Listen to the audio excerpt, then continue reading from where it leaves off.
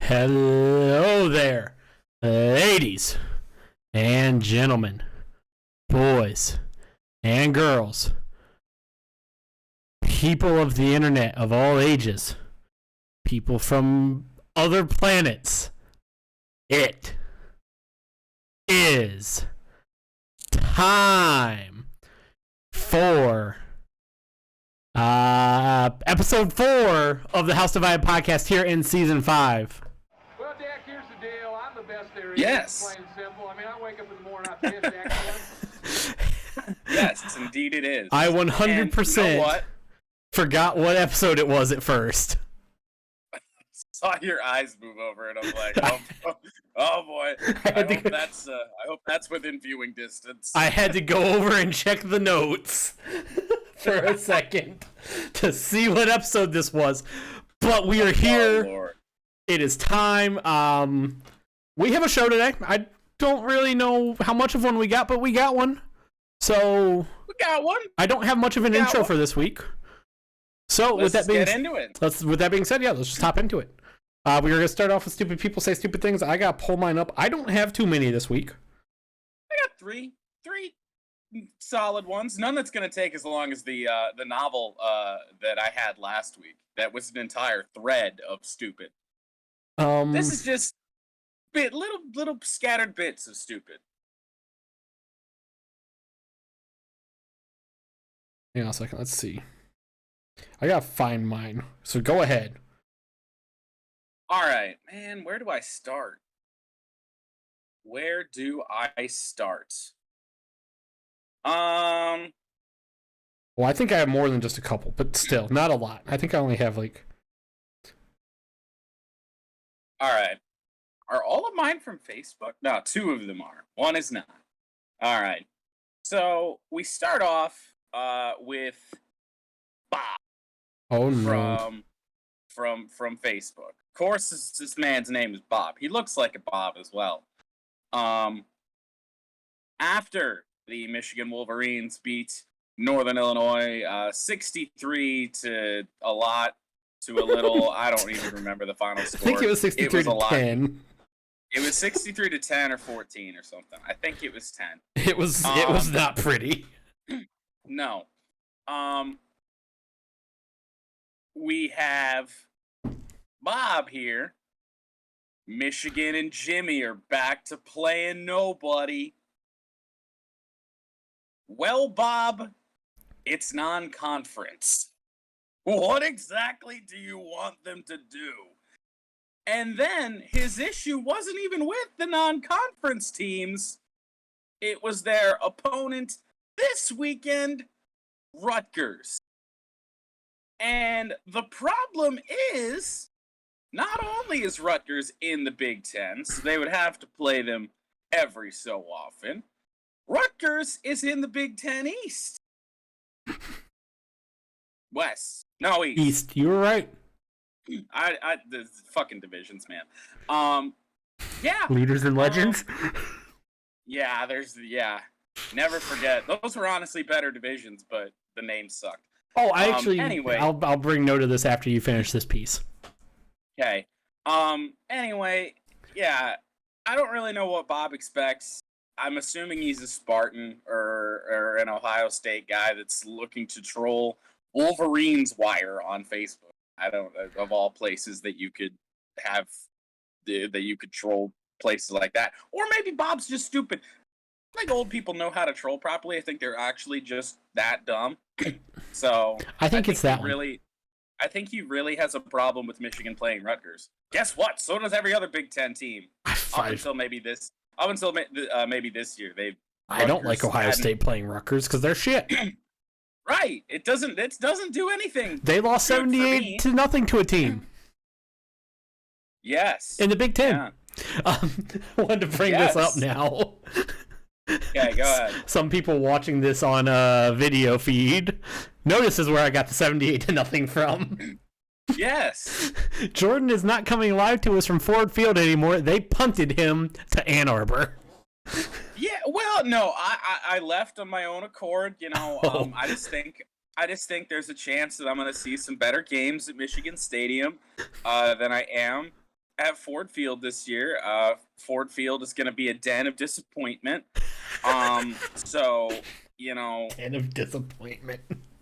Yeah, defend the den. They're not. They haven't defended it yet. No. Well, they defended it and lost the battle. Yeah. Yeah. That was ugly. But anyway, yes. Now into Michigan Stadium, and who knows? Who knows where I'll pop up when the time's appropriate. All right. To your next one. I just had to. Next stupid person saying a stupid thing. I actually showed you this one, and this is an Ohio State Buckeye coming over to the Detroit Free Press Sports page. About Michigan and their early season performance, and they've looked good against some teams that they should look better than. And of course, even though Michigan fans aren't really saying, "Oh, hey, like we're for real," everything like that, a lot of us are still pretty, jury's still out on how good this team is. You have to play people first, but in the minds of the rival fans, apparently we think that we're national championship bound or something. So we have Mark from Facebook, again after the 63-10 mollywhopping of Northern Illinois. We have Mark coming on to the Free Press Sports page and saying, "Really, you just beat up on a horrible MAC school? That is horrible." And then somebody actually agreed with him. Wait till they actually play someone. Ohio State's going to beat up on a MAC school, so. Mm-hmm. And so that's when Amy comes in, talking some common sense and saying, "You just barely beat Tulsa." So there's that. And Mark then doubles down and says Tulsa is 3 times better than NIU. And then finishes it off with, "So take that," like we're in fucking 5th grade or something. I don't know what that was all about. I'm gonna talk about Tulsa in a little bit, so I'm not gonna say anything. We will talk about Tulsa, but that's just. Since I've gone, go ahead. Only thing I'm gonna say about Tulsa is I saw this crazy ass stat that I had to actually ESPN showed it, and then I had to go Google it because I just didn't fucking believe it at first. Like seriously, it was just that stat was just that fucking absurd. Tulsa against their last 4 top 25 opponents, they're 4-0 against the spread, which is actually, in my opinion, is actually just kind of flat out fucking absurd. Like it should be.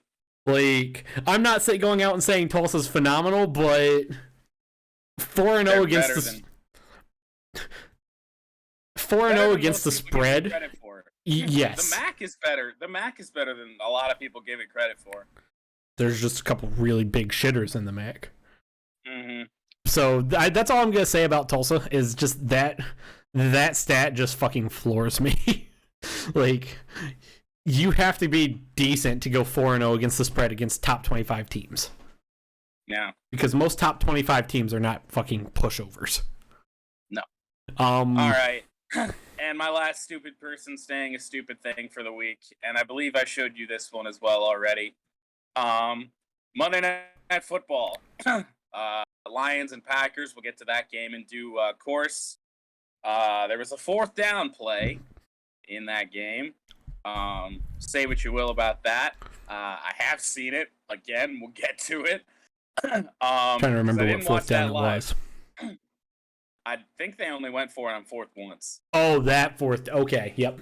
Yeah, I know what you're talking. Yep.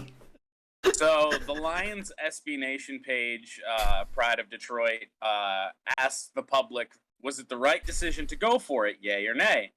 And I don't mind the call to go for it. The play call was a bit curious, and the read by Goff was a bit curious. The read by Goff was terrible.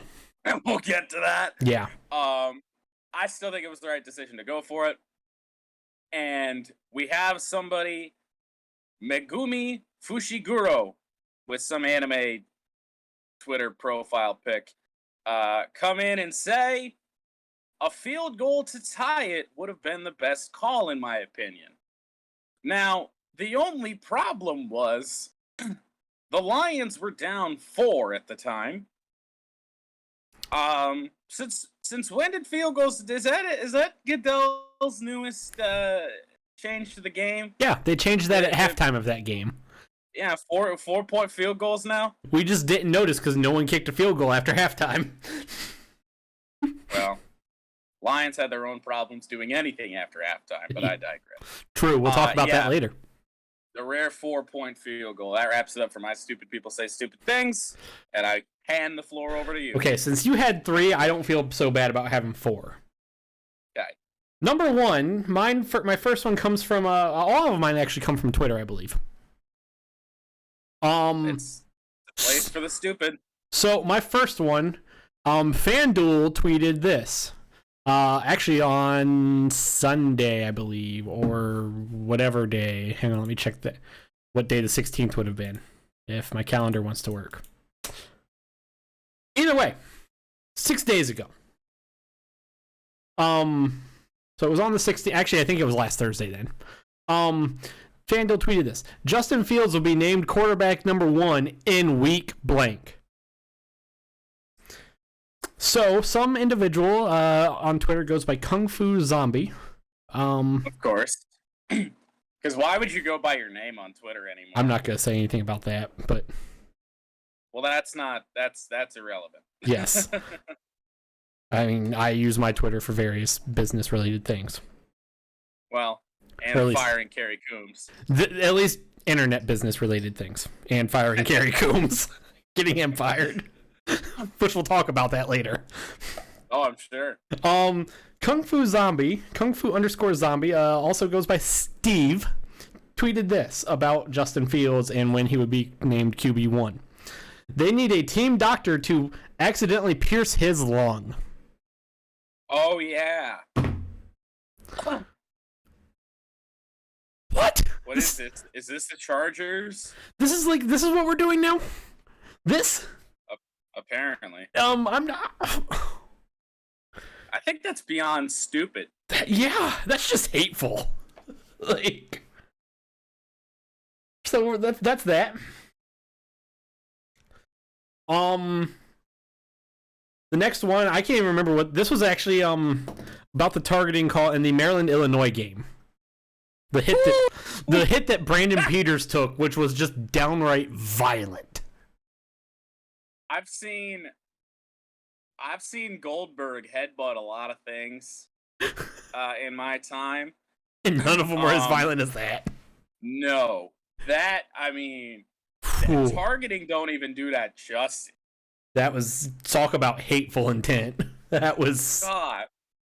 What did Brandon Peters do to that man's family? He's Brandon Peters. Yeah, so he shouldn't have done anything. It's Brandon Peters. Well, it's what he does. He exists. Maybe that's what he did. He just existed. As a former defensive player in the game of American football, sometimes when a quarterback just exists, that's enough. Apparently, I'm on stupid. Oh wait, no, this is the right segment. This is the right graphic for this segment. Anyhow, on that targeting call, dude goes by his Twitter handle is Zach and then some stuff, ZAC and then a bunch of stuff. His actual Twitter username that he has is Nothing Significant, which fitting. Is very fitting for the amount of stuff he has going around in between his ears. His brain is not significant. He tweets this. Black player, white target. I think we all know how the rule works. Oh, come on. Yep. That has to be, since the targeting penalty has been implemented, that 4 years ago, to be the most blatantly obvious example of it since it started. There have been some questionable ones. You can say what you want about the rule. There is no question whether that was targeting. Absolutely none. Yeah, targeting has been around, I believe, 4 or 5 years now, maybe even 5 or 6. I can't remember when they put it in. I'm thinking like 6 or 7 at this point. I don't know why I feel like that. I remember there was a weird targeting call in Michigan State game, like a few, like I feel like 4 or 5 years back now.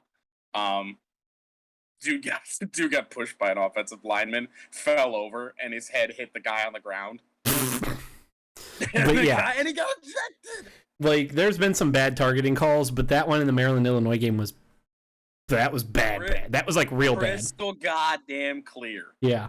So moving on to my next one. This one came also on Twitter. Guy's username is American, and his Twitter handle is Might for Right. Talking about the Monday Night Football game. Not even talking about the Monday Night Football game. He was talking about the ESPN2 telecast Monday Night Football with Eli and Peyton. As I've dubbed it Monday Night Manning. Pat McAfee also, but yes. See, great minds think alike, me and Pat. I had no idea he even did that. Yeah, he said it on his show the other day. Yes, Monday Night Manning. We're going to call it that from now on. Mr. Might for Right tweets, Get off Monday Night Football. Why are these lackluster people spoiling the game and messing up the picture? We're going to talk about Monday Night Manning. At least I'm going to talk about Monday Night Manning later. Yep. Sir, individual person on Twitter, there's this thing called a remote, and you can change the channel. Yeah. And hey, he doesn't even have to like type in a channel number. He literally just has to hit up or down depending on where he is. Like presumptively up. Usually ESPN is always the channel. Like here if you have Charter Spectrum, normal ESPN is channel 32. ESPN2 is channel 33. So I actually did way back in the day when I still lived out in the middle of nowhere and had a combined 32 channels.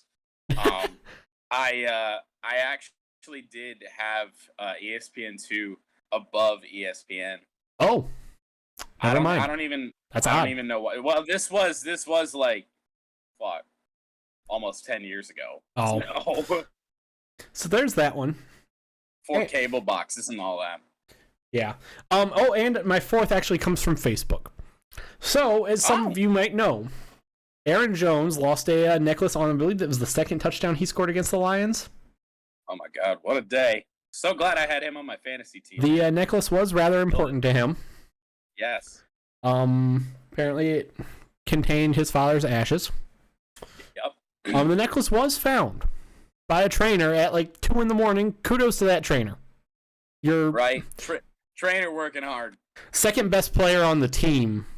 Definitely the second best player on the offense. Third. Goes out. I put Rodgers and Adams above Aaron Jones. Okay, fair enough. So, top 3 player on the team, just outright. Goes out and has himself a day. Loses an item that has a lot of importance to him. Trainer goes out and finds it. Kudos to you. But that's not the stupid person thing. This individual, his name is Mike. I'm not going to say his last name because it came from Facebook. Mike tweets, "You need to get down to Mr. T's jewelry shop." Or not tweets, posts. But still, posts on Facebook. This is the second time you've had a stupid person saying a stupid thing about football players wearing chains or wearing jewelry. It's stuff like that. You had the one about Miami. The Miami one. Yeah. And we weren't sure if it was the turnover chain or just the players wearing chains in general. It was the turnover chain. Why is this such a big deal to people? I'll admit it. When I played football, I had a chain on. I wore mine.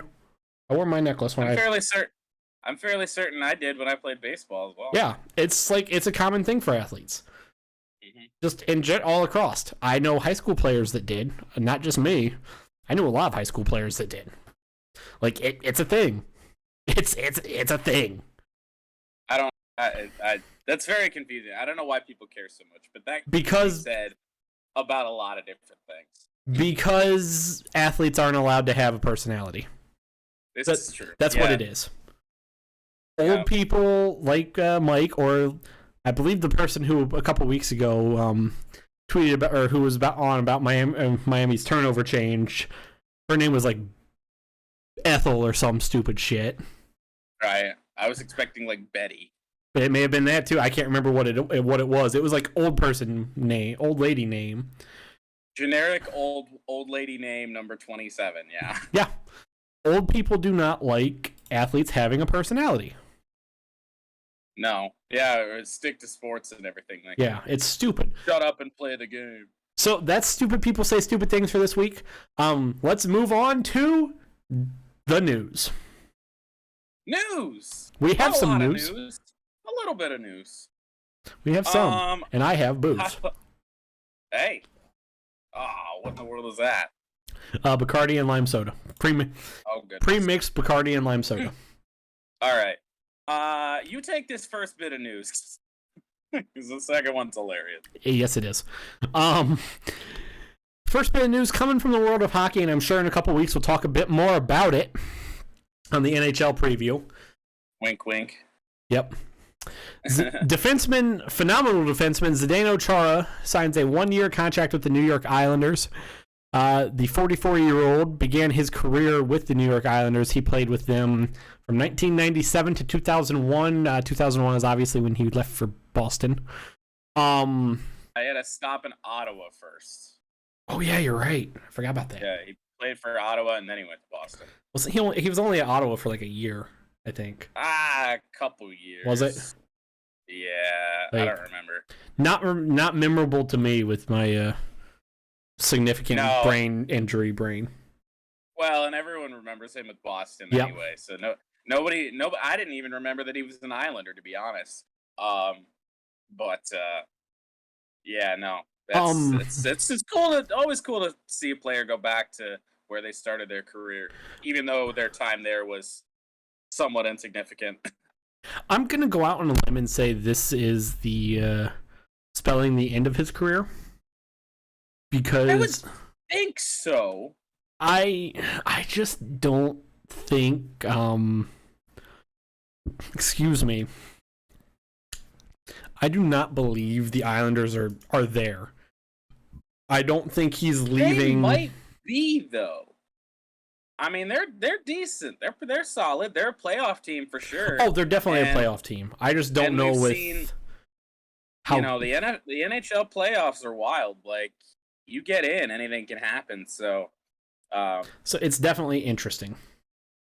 Yeah, I think the Islanders and he's definitely an improvement for them, even at this stage in his career. 100%. Like just his knowledge of the game and his size. Like, I think that dude can play as long as he wants. I think, like, especially as a defenseman, like, yeah, if you're smart with your positioning and you don't have to like catch up, because let's be honest, I mean, he's never been fast, but no. But just big. He could play. It might be his last year. It might not. I wouldn't be surprised. Yeah, it's hard to say. Whenever you get someone his age with just signing 1-year contracts, it's the sun is starting to set on the career. Right. Moving on. And I thought Joe Thornton was like gonna retire as well. He's still in the goddamn league. Yeah. So. All right, we do move on to the hilarious video that came out about yesterday from the from pregame of a Chicago Cubs game on Tuesday. Conor McGregor throwing out the first pitch, and he might be at the top. He might surpass people like Carly Rae Jepsen and who was 50 Cent, I think, had a really bad one with the worst first pitches you will ever see. So, if you know anything about Wrigley, they got like the 3 ad boards right behind home plate, right? They got the one directly behind and then 2 off to the sides. And his throw was so bad, it missed down the third baseline, past the ad board. So he's missing his target by a solid 15, 20 feet. Oh, I think it was more than that. And it's overthrown as well, like he had too much on it. Now, I've heard some people say that they think he did this intentionally, because they've seen him throw a football, and he apparently can throw a football decently well. I'm not so certain. That's All I'm gonna say on that, that's so bad. I'm gonna say two things. A, if Conor McGregor was standing right behind me, I would not say it was the worst pitch I've ever seen. Worst first pitch I've ever seen. No, probably not. I would just be, yeah, that was good. That was good. That's great, buddy. Great, good job. All I'm gonna say is throwing a baseball and throwing a football are two completely different things. Or throwing a Yes, they are. throwing a baseball and throwing a rugby ball are two completely different things. Mm-hmm. Yeah, it was not great. Also, I don't know what that windup is and who taught him that thing, but don't do that again, ever. I'm sure some of it could have very well possibly, because he was dressed to the nines. Yes, he was. He definitely. Some of it could have been that. I'm sure in a suit like that, it's hard to throw a ball. But it was still not good. I can't say I've ever thrown a baseball in a suit, so I wouldn't know. But yeah, I can't imagine it would be comfortable. But if you know how to throw a baseball decently well, there is no chance of that even happening. At least being as bad as that. Because he missed that, I think, by more than 20 feet. I think it was like closer to 30. It missed pretty bad. And the funny part was Patrick Wisdom, who was supposed to be catching the ball, his face as he sees this thing going way off into the distance, you could just see his jaw drop. Yeah. The mascot's head turns. Oh, man. So that brings me to a question, given the first two bits of news here. Who wins in a fight, Conor McGregor or Zdeno Chara? I honestly... Conor's still young. Zdeno's bigger. But are we talking hockey fight or a real fight? Real fight. I would say hockey fight. That can actually have a determined winner. I would say hockey fight, Chara. Real fight, I would have to say probably Conor. I was thinking the same thing until I thought about this. Conor McGregor is not a tall man. No. I don't even think he could get up to Chara's head and try and knock him out. I don't think he's tall enough. Chara's got like 2 feet on him. He would definitely have to get Chara to the ground. He'd have to get Zdeno to the ground. Yeah, okay. Like he'd have to try some like weird submission on Chara's like lower half to like cripple him and get him to the ground and then do something like that. I don't know. I just thought that was an interesting little. I'm gonna have to go prep. just off of just true fight experience, just especially if you throw him in a UFC ring. I'm gonna go with Conor though. Say give me Chara. I suppose I'll take this next one too, since you're not an NBA guy. Ben Simmons is not going to report to Philadelphia 76ers training camp and intends never to play for the Philadelphia 76ers again. Apparently, all this drama started back after the 76ers were eliminated from the playoffs last year, in which Ben Simmons was horrible. So why he wants to go, I don't know, buddy. It sounds like something that's a bit more your fault than the team. So I don't really know what's going on there. And this is just the latest example of the NBA being dramatic and bad.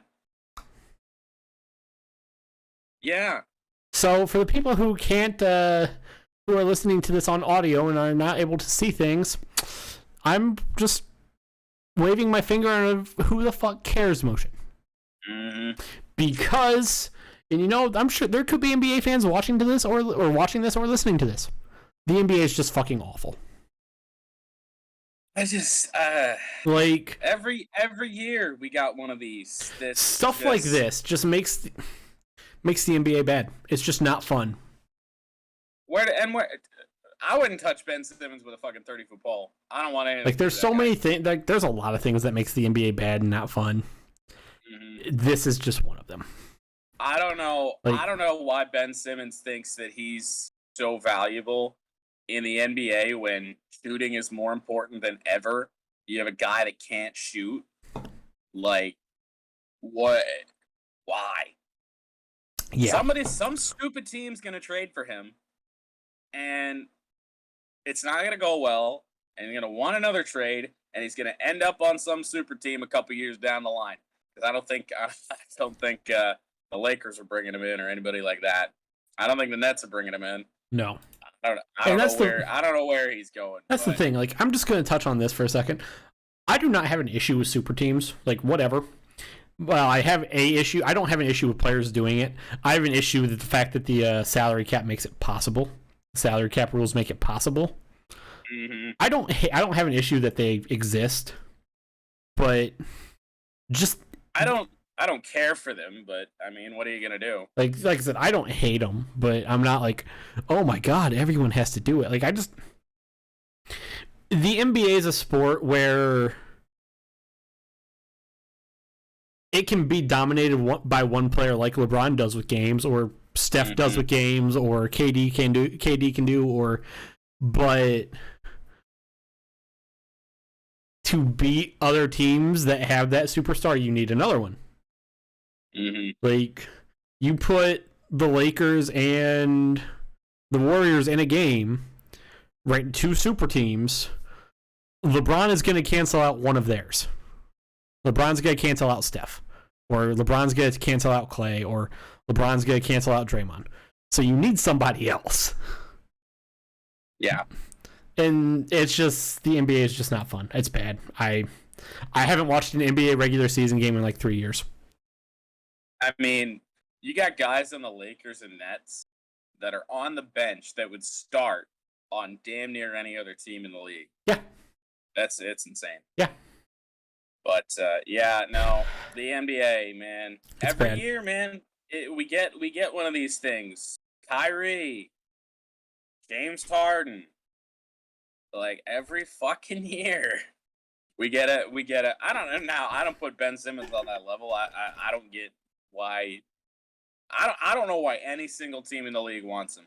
He's not good. He might. I mean, he's okay, but like, I mean, he's better at basketball than I am. Yes. I hope. Well, like, I would hope. Man, we might be me, you, and Ben Simmons might all be very similar shooting wise, though. Guy's hit what, like 5 3-pointers in his whole NBA career? I think so. Something bad like that. But anyway. Moving on to the final piece of news for the show. A power washer. I shouldn't laugh at this because this is bad. I mean, it's fine now. Yeah, it's fine now, but a power washer set the roof of the Superdome. I'm not calling it by its corporate name. The Superdome in New Orleans on fire. Yeah. The fire was only limited to the gutter on the side of the roof, and it was controlled shortly later. The roof suffered a little bit of only minor damage, and one person received minor burns. So no one was hurt. Stadium wasn't damaged structurally. It's comical because the Saints have their true home opener in like 2 weeks. Yeah. Obviously, they couldn't have their home opener week 1 in New Orleans because of a hurricane. So they had to play it at Jacksonville, of all places. Mm-hmm. Unfortunately. That's a disaster. What the fuck? Like, I don't know what to say about this other than just what. I mean, this is the biggest NFL stadium roof news we've had since the Metrodome roof collapsed. I do remember that one. Yeah, I do too. Because then the Vikings had to come play at Ford Field. Yeah. That was wild to me. Man, oh man. Fucking Superdome. That stadium has been through a lot. That stadium's seen some shit. Yeah, it has. Live on, Superdome. Alrighty, that's the news for today. Now we move on to the Week 3 recap of college football. Yes. I don't know why there was such a pause there, but let's roll into it. Number 1, Alabama played number 11, Florida. Alabama won 31 to a score of 29. Some notes here because we are going to stop and talk about this one. I actually have to pull mine up for a second. Come on now. Come on now. Go a little faster, please. A little bit quicker. Jeopardy music. That's how it feels like. Some notes. Going into halftime, Alabama was up 21-9. Yeah. Meaning Alabama only scored, if you can do the math right, 10 points in the second half. 21-9. The only realistically, the only reason the Florida Gators won or lost this game was because they have a missed extra point in the second quarter. Like, this game would have been tied because had they made that extra point in the second quarter, they don't have to go for 2 in the fourth. Oh, okay. I was waiting for the logic there. Yes, that makes sense. They don't have to go for 2 in the fourth with 3 minutes remaining. Because Alabama was putrid in the second half. Was absolutely putrid in the second half. They couldn't... Yeah. I don't know what it is about the Florida Gators, but they seem to, every single time they play, they have Alabama figured out better than most. Like, they always give Alabama a tough game, and they did again. It took them a little bit to get going, but they gave them a run for their money. Florida is just one of those teams that's like, well, they're in the SEC, and they'd probably win any other conference out there. Other than maybe the Big Ten at times. Yeah, other than maybe the Big Ten up until this year, because who knows what's going to happen with our conference. Yeah. But, yeah, no, Florida played a very good second half. Alabama did not. They just gave up. They were bad. Like, I can't even just say they gave up. Some other stats here. Hang on a second. Wrong button. Third down efficiency, both teams weren't great. Florida was 4 for 12. Alabama was 7 for 13. Florida had 440 total yards. Alabama had 330. Alabama had 91 rushing yards. Florida had 245. I mean, if Florida had the ball for almost 4 minutes more. I mean, Alabama threw for 45 more yards. It's just... Yeah. And I said it earlier in... for those of you, and don't go check it out right now during the show, but we did have our first House Divided podcast short released earlier today. It is me and me alone. Hi. Jordan has no part in this piece. Nope.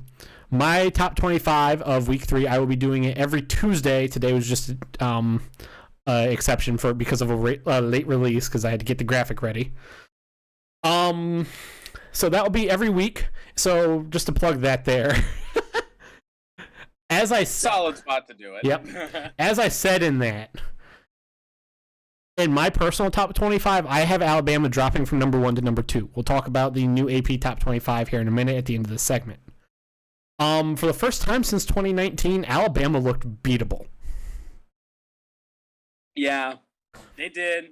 And again, I think it says a lot more, I think, about Florida than Alabama. I don't know what it is, but they play Alabama tough. They always have. And Yeah. I mean, not always, but in recent memory, like I want to dispel one thing about this Florida Gators team, and I said it last week. Maybe I don't know if I did say it last week. Actually, I don't know if the Florida Alabama game came up until one for the road. Florida doesn't really have a starting quarterback yet. They've just been rotating between 3 guys. This Florida Gators team is not phenomenal this year. No. They're not bad, but they're just not. Neither is Alabama. Yeah. A lot of young guys there that haven't really settled in yet. So you look at all the people, especially on offense, that Alabama lost this last season and the last 2 seasons. Every single one of their wide receivers is getting drafted in the first round. Mac Jones is gone. Offensive lineman, I believe, got drafted pretty high. The best running back in the country last year got drafted. Yeah, Najee Harris, the Steelers. He's a dude. I love Najee Harris. We'll talk about him in a little bit, I assume. Yeah, probably a little bit. But anyway, yeah, no, Alabama looked beatable. The first time in 2 years. Right now, I'm going to say it has more to do with Florida than the Crimson Tide. But hey, I could be wrong. They might lay another egg to some other team that we aren't expecting. So, moving on, the Georgia Bulldogs beat South Carolina 40-13. Not much to say here. South Carolina is still awful. Yeah, typical juggernaut SEC team taking out the crap SEC team. Yep. Number 3, Oklahoma scored 23 in a. They showed up to play Nebraska. Not a lot to say there, other than Oklahoma didn't look good against possibly one of the worst teams in the Big Ten.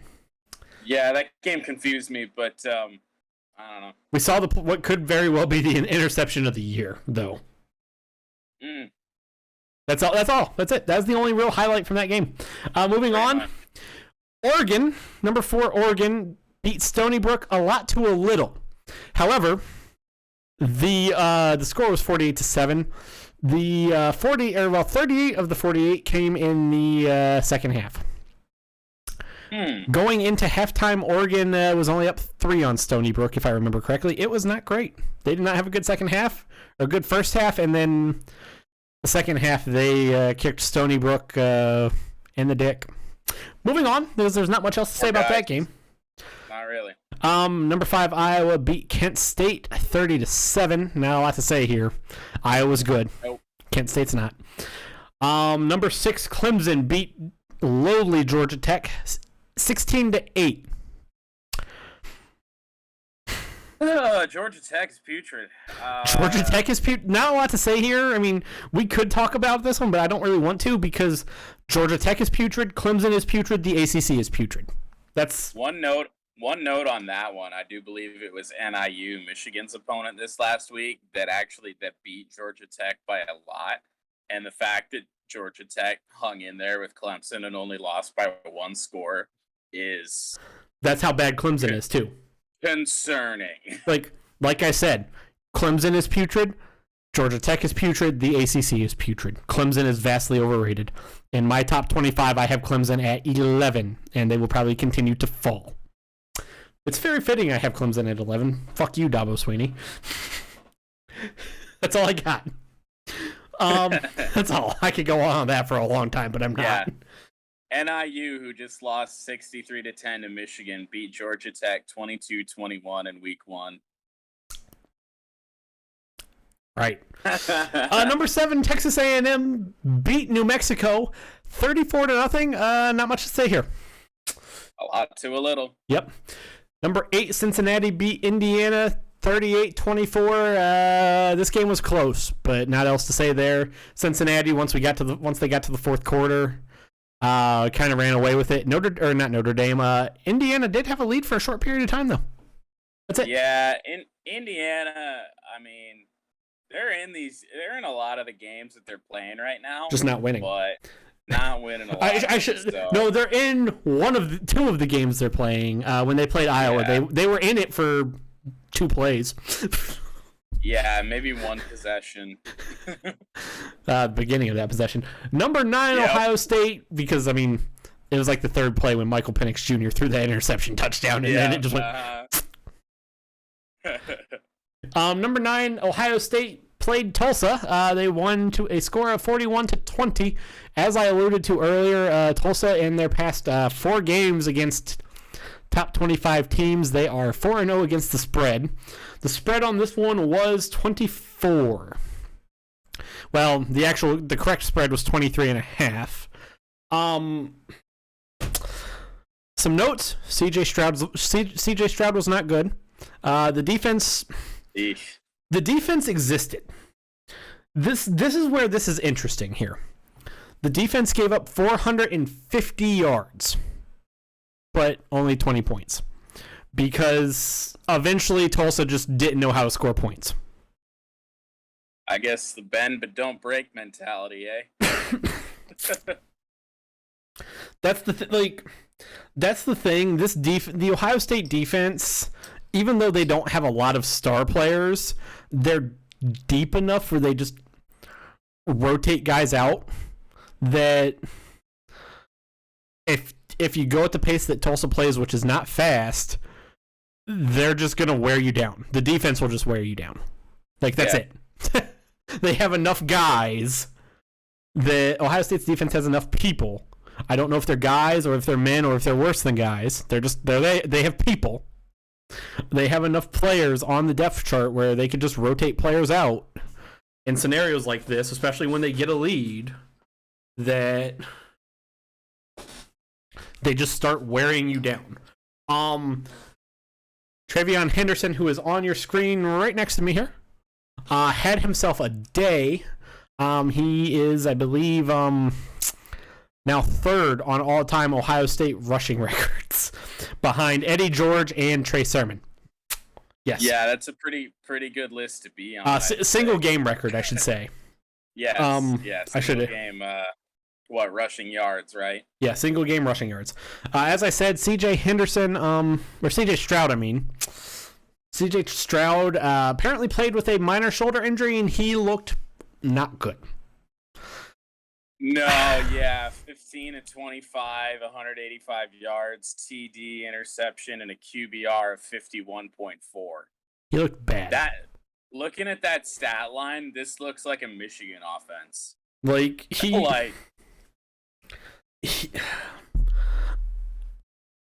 I guess that's probably why they ran Henderson so much. Stroud was dealing with an injury, and they don't want him to throw as much. But if that's the case, fucking put somebody else in the game. I guess according to Ryan Day, Quinn Ewers he hasn't made the transition from high school to college yet, which makes sense considering Quinn Ewers is still 17. He left high school a year early because he graduated early. Quinn Ewers graduated early, so he forgone. He chose to skip his senior year of football, since he graduated early to go to Ohio State a year earlier, and he just apparently hasn't made the transition well. I don't know why we don't play anybody else though. Hopefully this week against Akron we at least see some action from somebody other than CJ Stroud. Has nobody on that team has thrown a pass other than CJ Stroud? Is that correct? Correct. CJ Stroud's the only quarterback who's played at all. Ah. Yeah.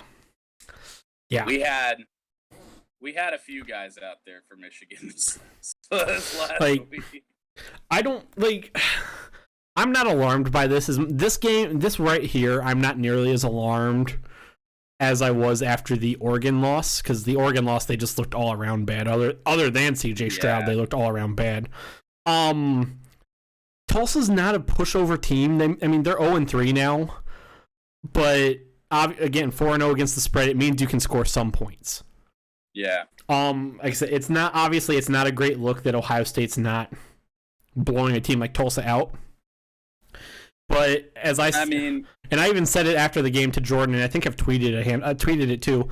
I don't know what this Ohio State team is. I know what they can be, because they have, between Mayan Williams and TreVeyon Henderson, they have two extremely good running backs. And then no one knows what CJ Stroud's going to be, because when he's really good, he's really good. When he's really bad, he can't hit the broadside of a barn.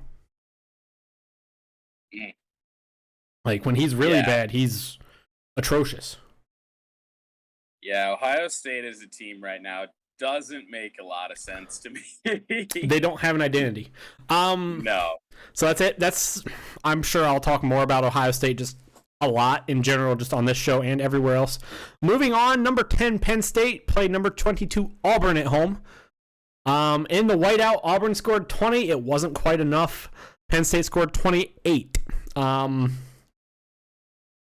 going to talk about this game later at points because this was a good game that was overshadowed by how abysmal the officials were. Yeah. Like, I had to turn this game off because I just couldn't watch the game anymore because the officials were terrible. Yeah, officiating was brutal. There's no way around that. I mean, how do you lose track of a down? Twice. It happened twice. Yeah, well, I'm talking. How do you do it once? Well, yeah. At all. And the first time it happened. Go ahead. You would think that the replay officials would be able to ring down and like correct something like that. That didn't happen. Like, how do you? I don't understand. You have a down marker on the side of the field. How does that get goofed up? The guy with the down marker lost track of the down too. Well, yeah, but like, how? Yeah, it happened twice. The first time was really bad because it forced Penn State to punt on third down, yes, which is just the second time because it happened to Auburn. They somehow got it corrected. We'll talk about that later. All I'm gonna say, this is 2 weeks now. The Big Ten has gotten shafted. Week 2, this is 2 weeks in a row. Week 2, Ohio State, Oregon, in what was the game of the week. Oregon brought their own refs. They had Pac-12 refs. It was the officiating was terrible. You could say whatever you want. I'm not saying Ohio State lost because of the officiating, but there were bad calls. And those calls went in favor of Oregon, and even Fox Sports is one of their college football analysts and probably their best analyst and the best college football analyst around right now, Joel Klatt, even pointed that out during the Penn State-Auburn game. Because Auburn brought their own officials. They brought SEC officials. I'm going to rant on more about this later. This is foreshadowing for a segment later, obviously. But this game was good. Penn State looks solid. I mean, there were times where they struggle against the run. Tank Bigsby, Auburn's running back, is probably one of the best running backs in the country. He was phenomenal. It's just and definitely, I mean, the best running back in the Big Ten that's currently playing with Mo Ibrahim out. Auburn's running back is in the SEC, but you know. Oh yeah, that's whatever. Forgot what team we were on. Penn State. I mean, other than Dotson, Jahan Dotson. Wow, I struggled with that. I mean, Penn State, they're a solid team. Like, I was wrong about them. I still think they're gonna find a way to lose games. I said it. I keep running back to this. I keep running back to the short I did earlier. I said it. Penn State's a solid team. I don't think they're gonna be able to make the playoff, but they're gonna spoil it for some teams. I think they could spoil it for teams. They just might not. They might. They're gonna. I think they'll trip up somewhere. Maybe trip up twice.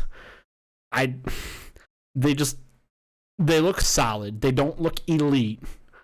They look solid. How much they do struggle against the run. I think, and this might sound biased, but I promise it's not. I think Michigan might give them problems because that is how they move the ball. If Ohio State runs the ball, they're going to give Penn State problems. Exactly. Penn State could have problems against some teams. They could have. If we saw what we and we're going to talk Michigan and Michigan State here shortly. If Michigan State and Ohio State played like they did this past week, where it was run heavy, or in Michigan's case, the past all season so far, run heavy, and Michigan State's case, run heavy, Penn State's going to struggle with all three teams. Anything else to add to Penn State Auburn though? I mean, just kind of, off of what you said, I think right now, looking at Penn State, I mean, I whether or not they fall off and lose a couple games is irrelevant. I think I was wrong about them. I was too, 'cause honestly. I didn't believe in this team, in that Penn State team at all. And I mean, hey, they one way or another fought through the officiating nonsense and pulled out a 8-point win over a top 25 SEC team. So, hey, credit to them. Moving on to number 12, Notre Dame. I spelled Notre Dame wrong because that's how much I care about them in the notes. Spelled Notre Dame wrong in the notes. Notre Dame, which is how I feel about them winning. Notre Dame beat Purdue 27-13. All I'm going to say about this is Notre Dame's still bad. Purdue's just worse. Yeah, Purdue hung in there pretty well. Mistakes for Purdue late in that game that really made the score difference even bigger than it should have been. Fourth quarter was a disaster for Purdue. Notre Dame's very beatable. That might come this week. They don't look good. No, that's all. Number 13 UCLA played Fresno State. Fresno State won 40-37. Not a lot to say about this game because, well, it was like a 10 o'clock game and I didn't watch it. So, kudos to Fresno State. How'd that elite California team thing work out for Colin Cowherd? Now they've both lost. I'm gonna just say this: since Colin Cowherd is a loser, and said that the city of Los Angeles has two powerhouse college football teams, they have both lost. And again, Colin Cowherd, haha, you're wrong, you're a loser. That's the first time we've gotten curse of Colin Cowherd, man. That's the first time we've gotten the loser button in today. I'm shocked it took this long. I know. Number 14, Iowa State beat UNLV a lot to not even close to enough, 48-3. Yeah. Yep, that's what I got to say about that.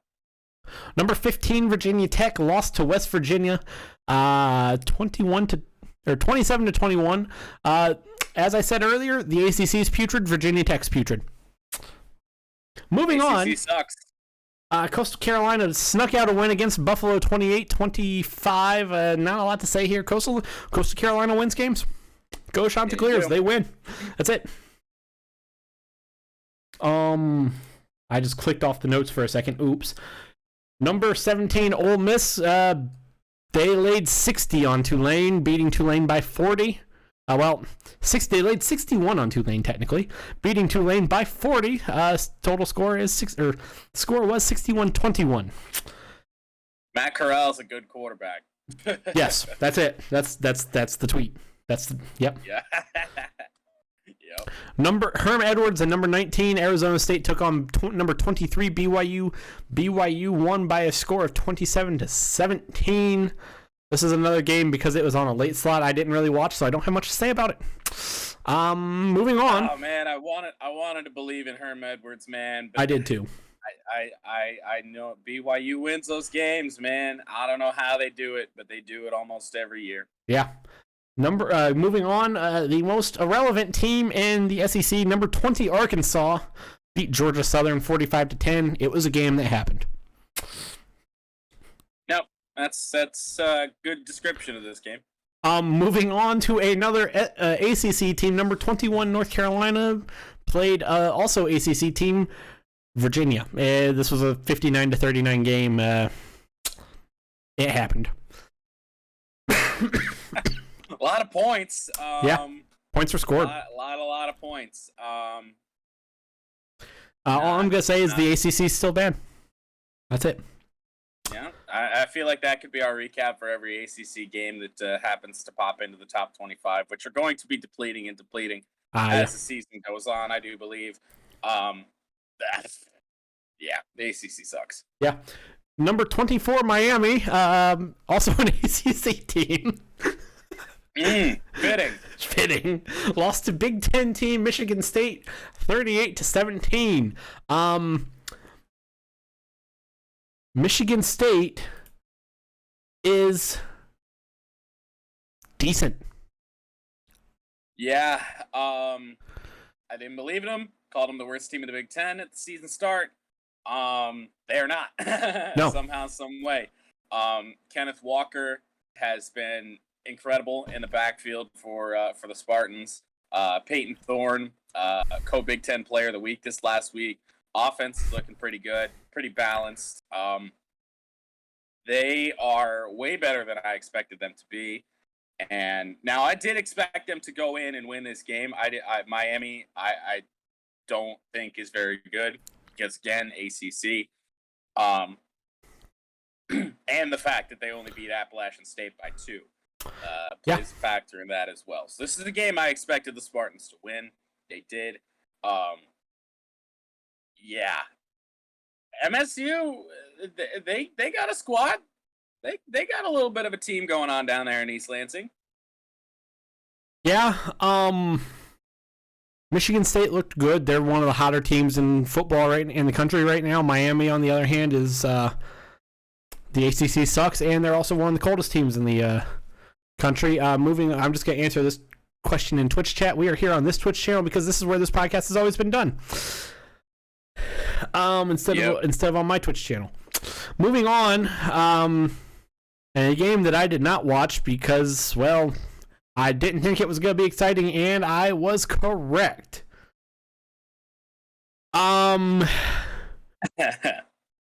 University of Michigan played Northern Illinois, and, well, it wasn't, it was a football game. The game of football was played on this field, but it wasn't really a game. Michigan scored 63. Northern Illinois, led by the putrid, abysmal loser of a quarterback, Rocky Lombardi, only scored 10.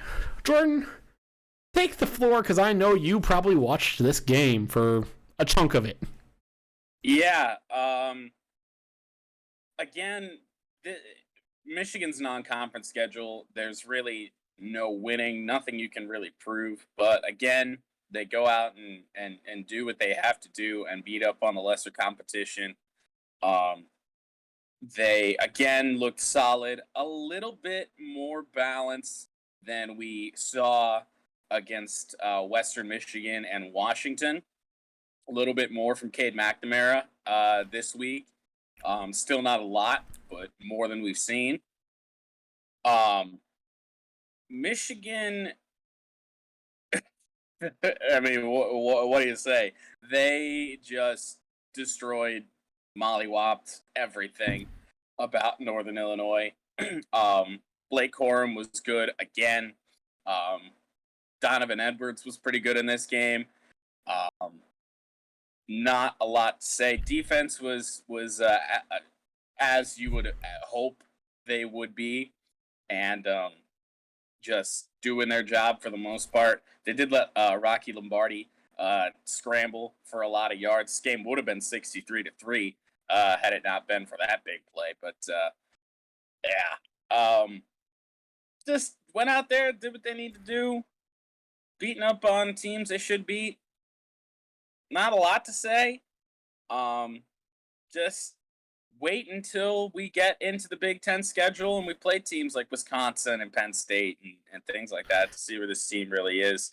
But I mean, early season impressions, I mean, they're doing what you need to go out and do if you're going to be taken seriously. Yeah, and I'm going to keep bringing this that little short up during this segment, as I will probably reference it every time we do an NCAA recap for the rest of this season. I said that Michigan this past week was in the AP Top 25 for the first time this season. They were number 25. I put them at number 20, I believe it was, because, I mean, obviously they impressed me enough to move them up, but they just, right. I wasn't so impressed that they got jumped from 25 to in the top 15 because they just went out and did what they were supposed to do. No, and you can't. I mean, yeah. They have a lot to prove still, and they just haven't had the opportunity to try and prove it yet. So, I mean, it's gonna be later in the season before we really know what this Michigan team is all about. Swapping over back to Twitch chat. Prediction of Alabama losing 1 or 2 games. I'm gonna say with depending on how Texas A&M looks this week. I can't remember who Texas A&M plays. Don't they? No, it's Texas Tech that plays Texas A&M. or Texas. I mean, Texas Tech plays Texas. I think Texas A&M could beat them, and then I definitely think Georgia could beat them. So I think they very well could lose too. Yeah. I Georgia right now, I would put over Alabama. I think they can beat them easily. Yeah. Not easily, but I think they can definitely beat them. Beat them. I think they're a team capable of beating Alabama. Right now, that's the only one. I don't know about Texas A&M. It's a possibility, but I haven't watched a lot of Texas A&M. So I mean, they're playing good. It's just they're not playing a lot of good teams. Yeah, exactly. It's moving on. I do not. I can actually pull up the top 25 real quick. I got it. Obviously, I have it up now too. Okay. So, whichever you prefer. I'll you want to run with through it. Go ahead. We're just gonna make this quick for the most part. Alabama stays at number 1. Georgia stays at 2. Oregon jumps up to 3 from 4. Oklahoma drops down from 3 to 4. Iowa holds. Penn State jumps up 4 to number 6. Texas A&M holds. Cincinnati holds. Clemson drops down 3 to number 9. I don't think Clemson's that good. I think Clemson should be a lot lower. Nope. But we're not gonna. I've talked about that. Ohio State drops down to 10. Florida holds at 11. Notre Dame holds at 12. Notre Dame's ass.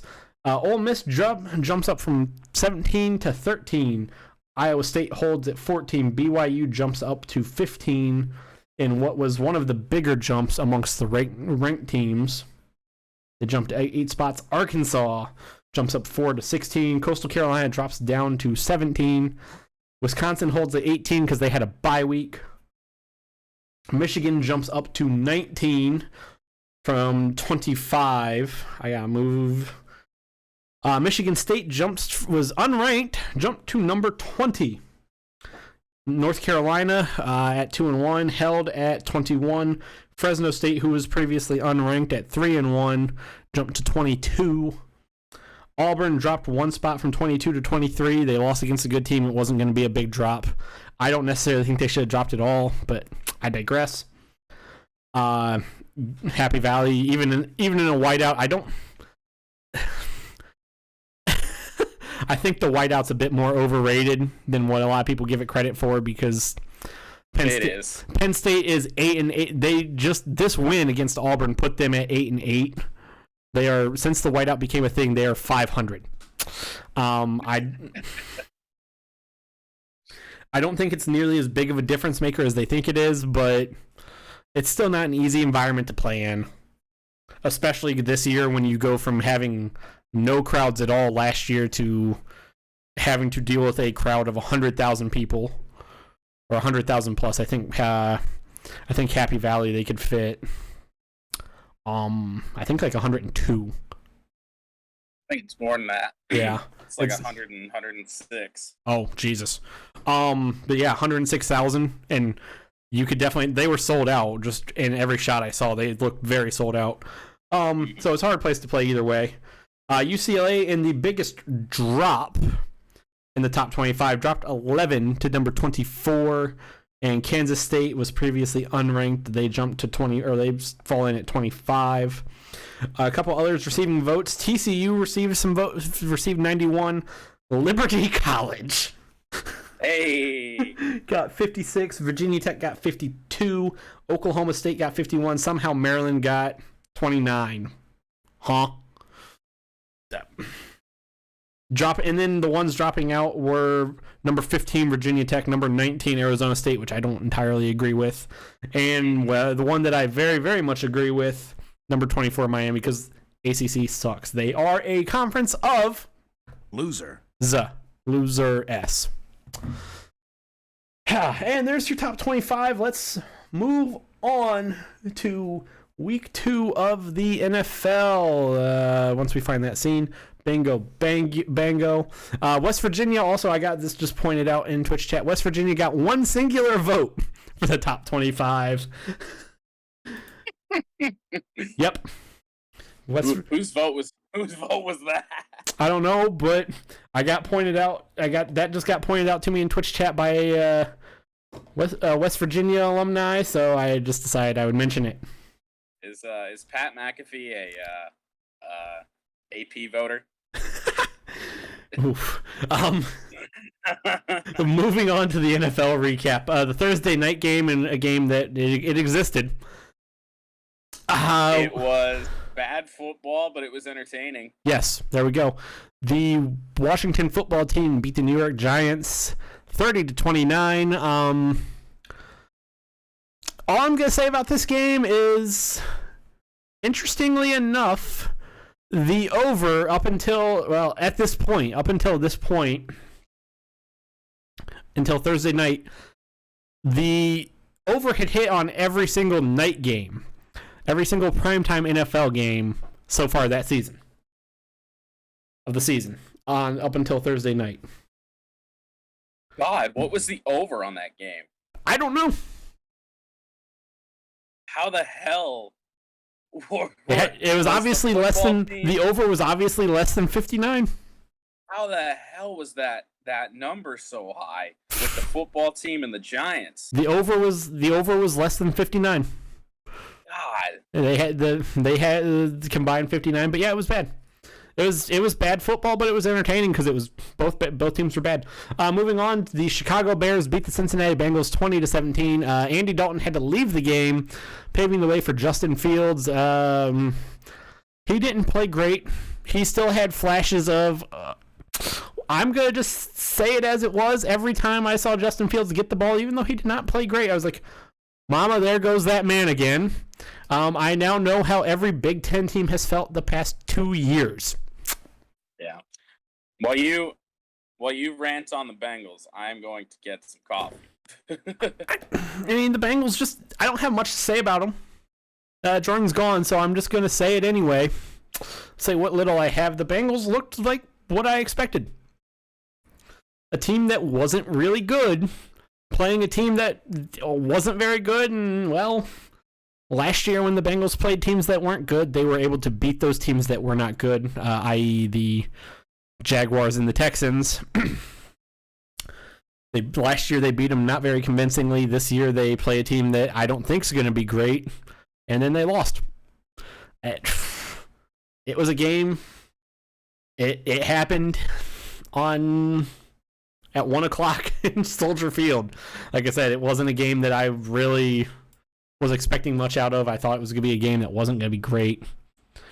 And I was right. The Bengals don't look good. They're still trying to find something. That offensive line still didn't look great, which, again, not shocking. Jamar Chase at least knows how to catch a football now. And they are finally doing what they need to do, which just lose fucking games. The Bengals aren't going to be a playoff team, so just keep fucking losing. Moving on, the Cleveland Browns played the Houston Texans. Well, the Texans at least fought, surprisingly, and only lost by 10. Cleveland won 31-21.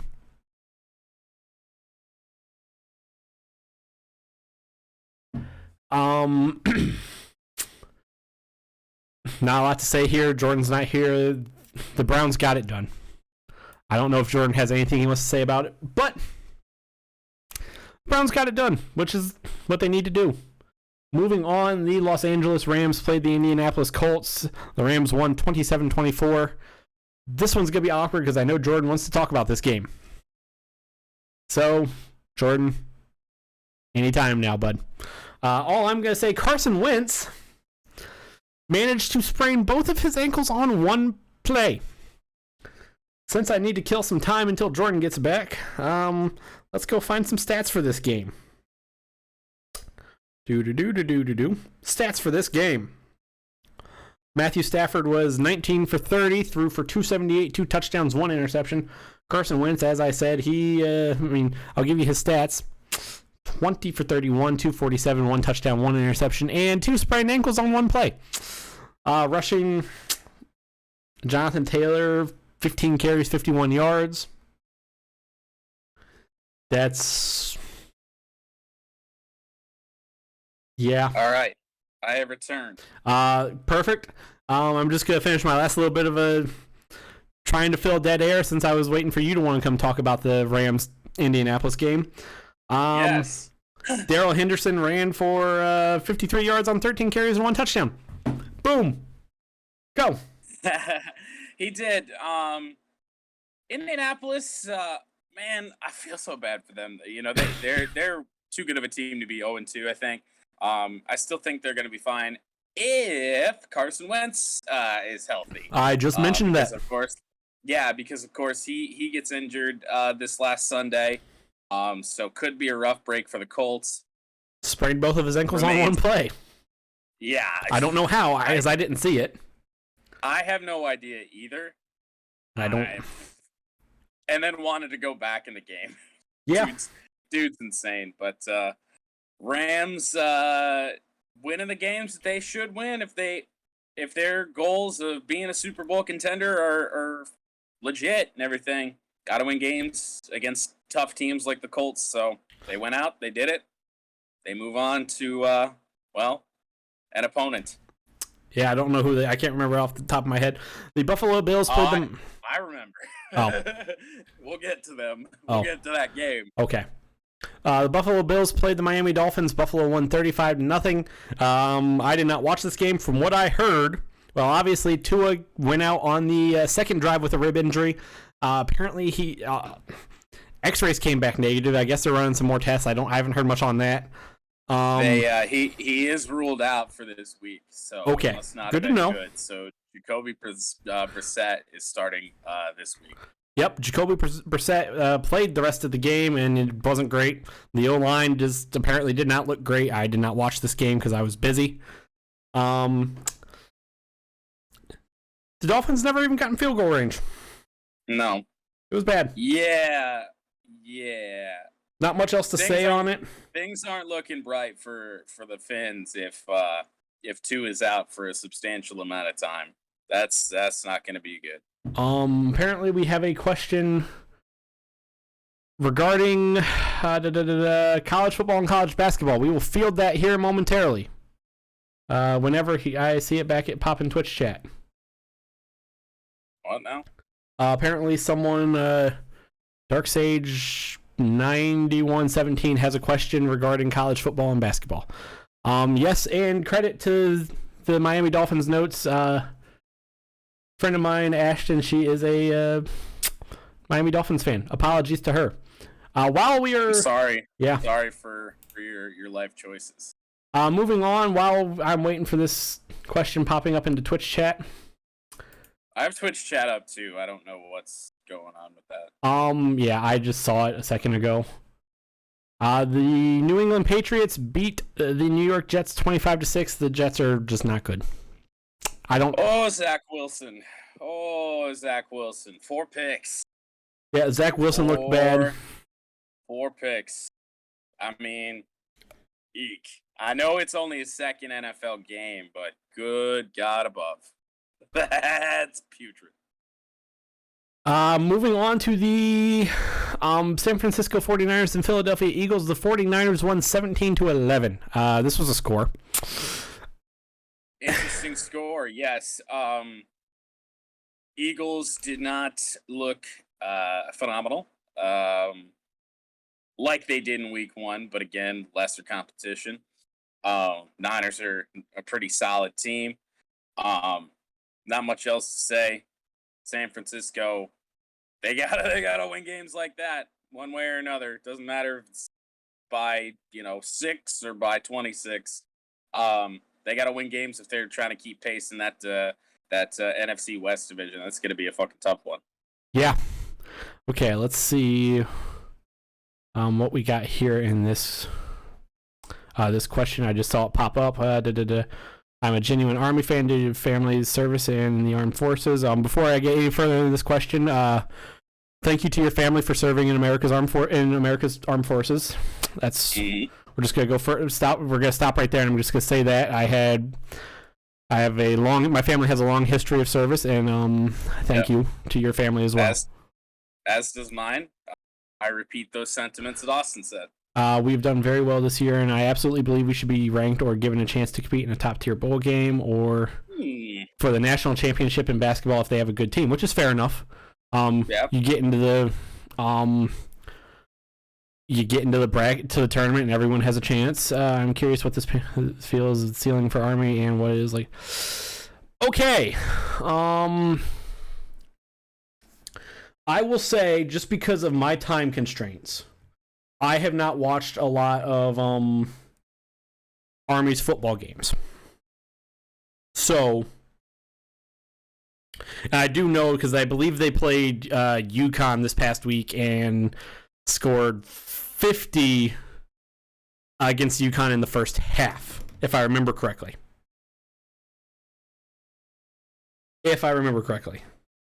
That sounds about right. Wrong conference. Oh, are you pulling it up? Yes. I know they're 3-0, and they've played, like, score-wise, they've played solid. That wasn't 50 because they beat UConn 52-20. It was probably, like, what was it at half? Week 3. A lot.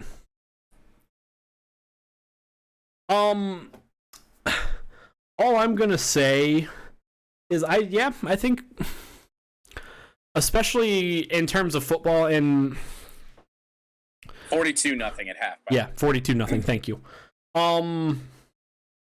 In terms of football, I think their biggest thing is going to come down to when they play Wisconsin, is how they look when they play Wisconsin in 3 weeks.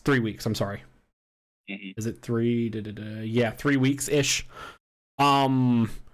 Basketball, I think. I mean, big thing is to get into the tournament. Yep. After that, same thing. It's with the football team. I think if they at least look good against Wisconsin, they should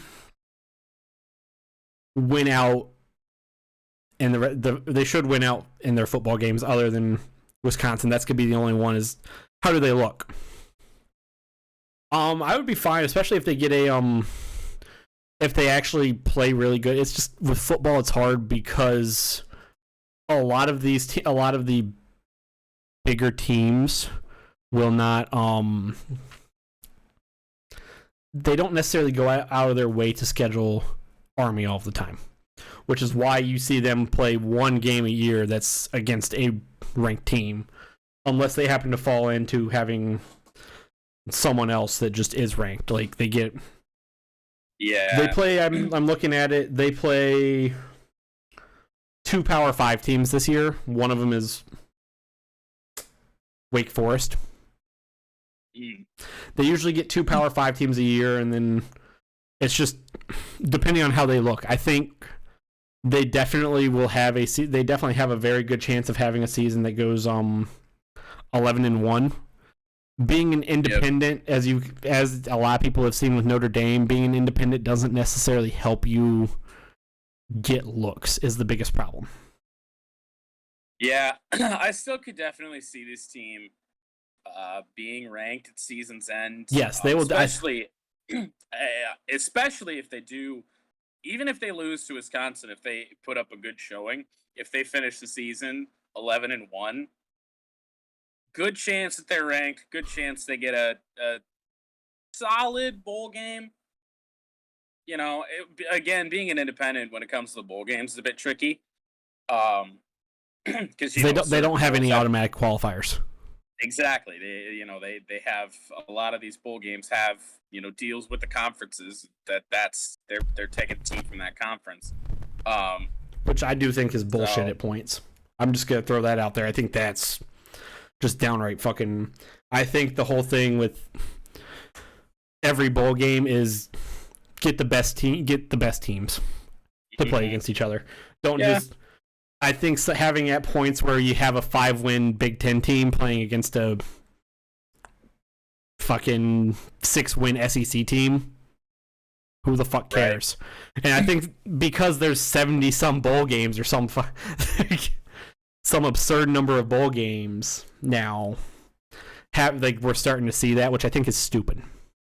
Yeah, I mean they do play their fair share of teams that are currently undefeated, but they're not like Power 5 teams. Like, I mean, Wake Forest they're undefeated right now.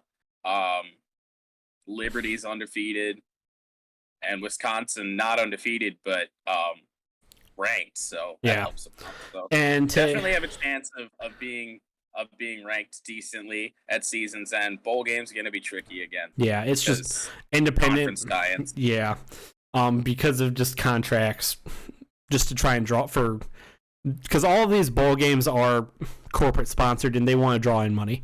Yeah. To answer, you had a second part of this question too. Also wonder at times how other fan bases view the service academy schools.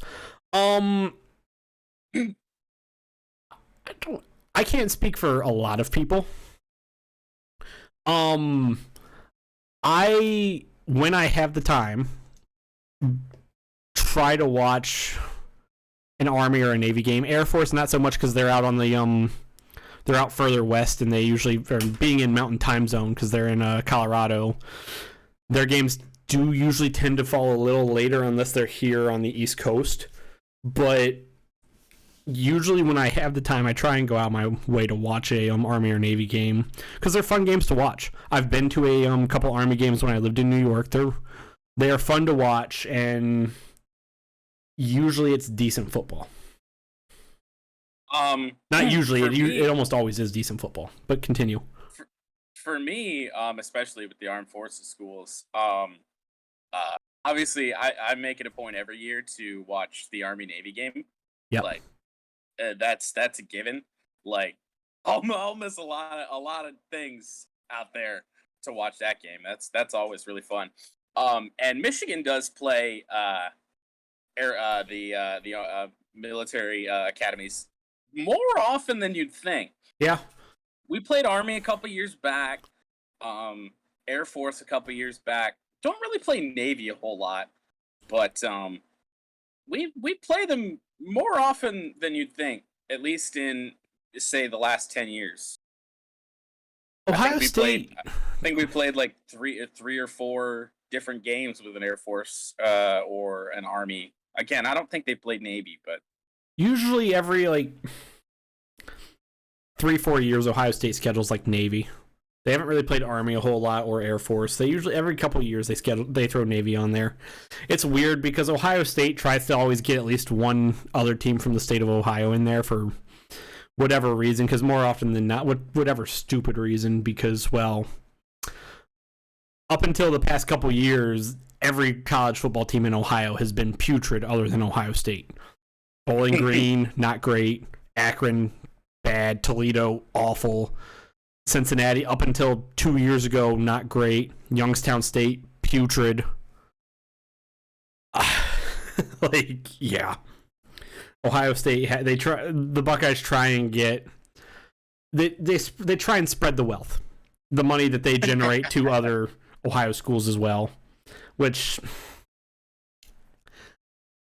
I'm not the biggest fan of, because you look at this upcoming week, this Saturday, they play Akron at 8 o'clock.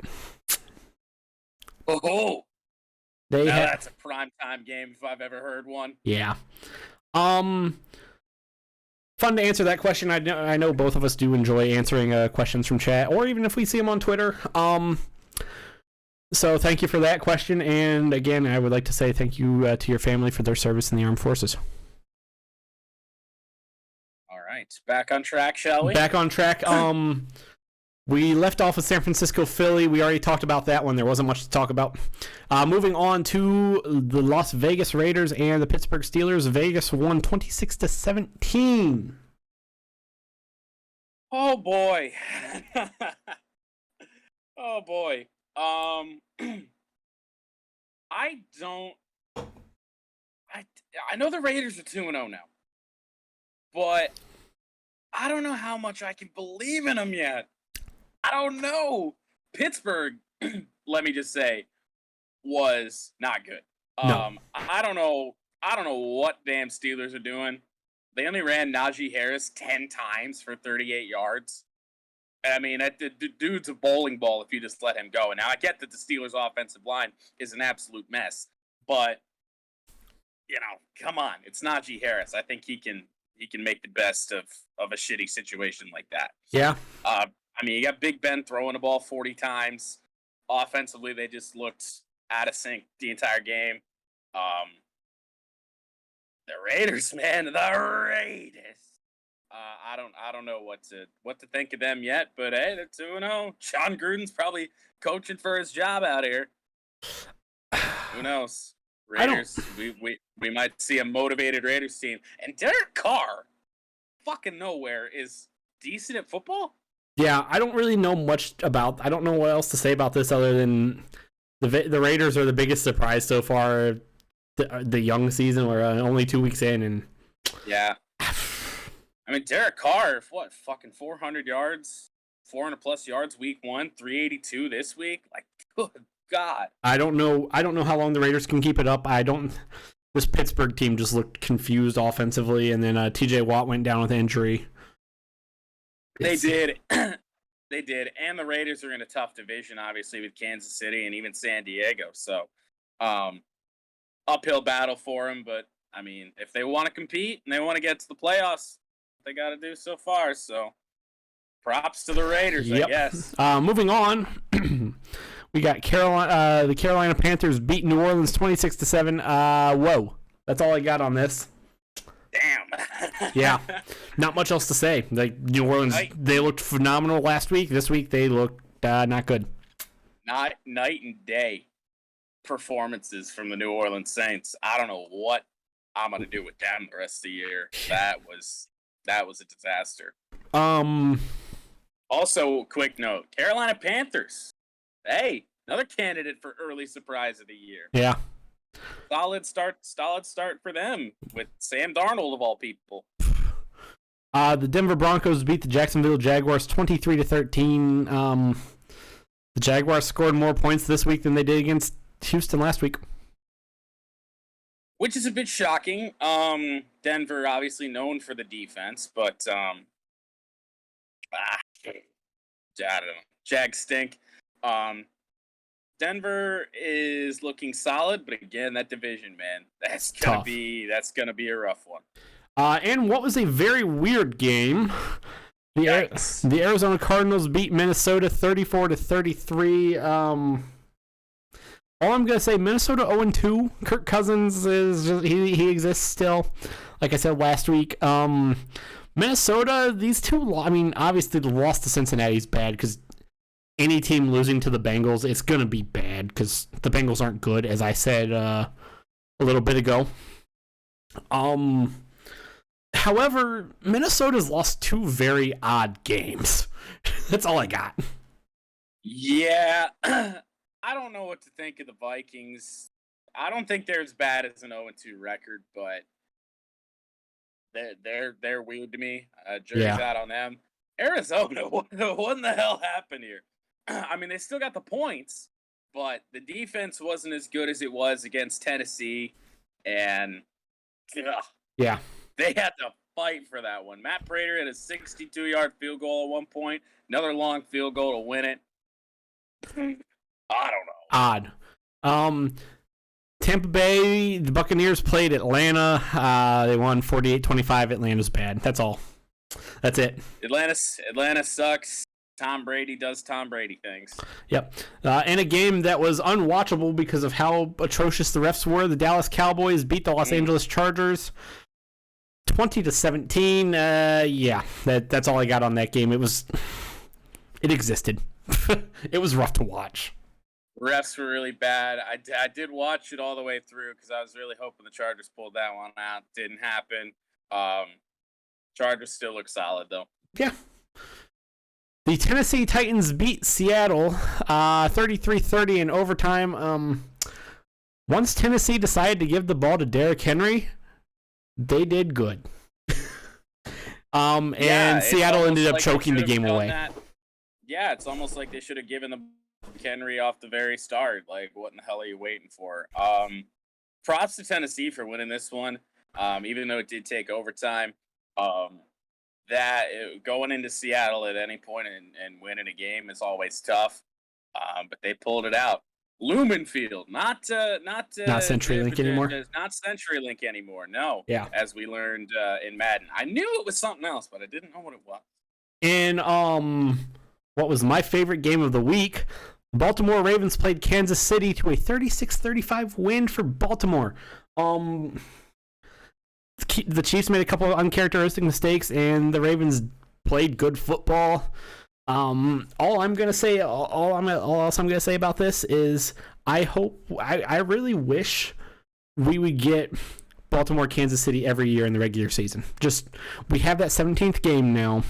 Just give us Baltimore, Kansas City every year in the regular season, because every time they meet, and this is Lamar Jackson's first win against Kansas City Chiefs, finally getting that monkey off his back.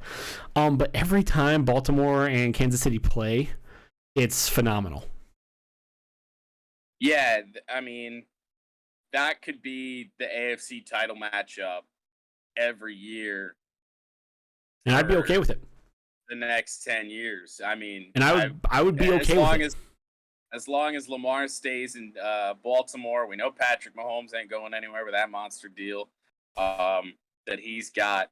But yeah, these two teams, every time they get on the field together, they put like classics together. Yeah, I don't know what it is, but yeah, good for Lamar. Good for Lamar Jackson to get that win against Kansas City, and Patrick Mahomes' first loss ever in the month of September. Yeah. Yeah, I love watching these, and I like watching Kansas City play in general. They're always entertaining. Even not being a Kansas City fan, but this is a game that I wish we could see every year, because they haven't given us anything quite as good as the Chiefs-Rams game a couple years ago. That was a 56-52 or whatever it was game a few years back. Over 100 combined points. Yeah, that was insane. That game was honestly probably one of the best NFL games of this decade, or one of the best ones I've watched of this current century, of the 2000 century, of this current century. One of the best NFL games we'll see in a long time, I think. But this game right here, Baltimore, Kansas City, this Ravens-Chiefs game this year is probably early candidate for game of the year. And moving on to the final game of week 2. Lions fans everywhere, they watched a football game. The Green Bay Packers beat Detroit 35-17. Detroit hung in there in the first half, and then we led at halftime. And then I think they only scored no points in the second half. A total of 0 points. Yeah, wheels fell off in the second half, and I don't even know what happened. Defense was atrocious the whole game. I mean, stopping Aaron Rodgers is always kind of a difficult task, but especially with the guys that we got on defense. Alex Anzalone, middle linebacker, man. I swear, like, that dude, I'm running out of words to describe how bad at football Alex Anzalone is. Like, each time the receiver he's been covering has been targeted, and I use the word covering very loosely, fitting, because that's pretty much what his coverage is like. Every time he's been targeted by an opposing quarterback, pass has been complete. Every single time. And you know that ain't going to change no time soon. Even though From now we've lost both of our starting corners in the first 2 weeks of the season. Okudah out for the year. Ifeatu Melifonwu out. Or at least on IR. I don't know if he can come back. I don't believe so. Ouch. We had to sign a corner off the practice squad, so that's going to be interesting. Wow. Defense, awful. But, I mean, you look at the guys. I mean, 97 won the ticket, said this best, I believe, yesterday. The Lions are 11 starters away on defense. They don't have a single guy on that defense that you look at and you're like, that's going to be a guy that we want on this team for the foreseeable future. Maybe Romeo Okwara, but the deal that he's on right now isn't really going to be favorable. It's the first year of a 3-year deal there, so who the hell knows? And I haven't even gotten to the offense yet. I haven't even gotten. I'm gonna say one thing real quick. Yes. Before you get to the offense, if you have more stuff to say on the defense, go ahead. Then I will interlude. They're bad. They're honestly worse than I expected. Which is hard because you didn't expect a lot. No, I didn't expect a lot at all. I know we only got like 3.5 quarters of Jeff Okuda, but he looked no better than he did last season when, the injuries were a possibility of an excuse for that. He looked no better against San Francisco. Then he gets hurt, down for the year. Melifonwu was okay, better than Okuda so far this year. Then gets injured on that deep ball to Devontae Adams. That I don't even know how I got hurt. I have no fucking clue. Like, Adams burned him, and I guess he got injured on the tackle or something. Go ahead, give me your Lions opinions here. Like I said, I'm not even gonna say anything about the defense because it's just bad. I'm just gonna say one thing. Jared Goff looked all right. It looked solid in the first half, and then first half he was damn near perfect. Yeah, and then there was a play, I can't remember exactly when it was in the second half. 4th and 2. It was 4th and 2, and Jordan alluded to this top of the show. And stupid people say stupid things. Jared Goff just pulled a fucking flat out idiot move. He had his check down. His running back just kind of ran a little curl route, wide open. Yup. Wide open. Little 3-yard curl route. First down. Right out of the backfield. He chose the hardest throw on the field to make. On a 4th and 1, 4th and 2, chose the hardest throw on the field to make. His receiver, I don't remember what receiver it is, fitting, because I don't know if anyone who isn't a Lions fan knows any of the Lions receivers. I think it might have been Quintez Cephas, but I'm not sure. Okay, I'll believe you on that. I mean, he's the only receiver that returned from last year anyway. So, fuck it. Let's just say it was Quintez. Quintez Cephas ran a 7-yard out route, and Jared Goff had to make a throw from the right hash of the field all the way to the left boundary. Not a very, very difficult throw to make, especially when you're going to a guy who he was covered very well, and especially when you have to throw the ball that far. The running back, whoever it was, probably Swift in this particular play, who just 3-yard curl route right out of the backfield, uncovered, would have been a first down. And I mean, I don't know if the game was. I think the Lions were only down 7 at that point. I don't even think we were down 7. I think we were down 4, because I think that was the drive. Oh yeah, it would have been 4. You're right. After Green Bay started the second half with a touchdown. Yeah, so they were down 4. Scored. And Jared Goff just makes this really dumb play, turns the ball over, and then it went way downhill from there for the Lions. That's when the wheels fell off. Yeah.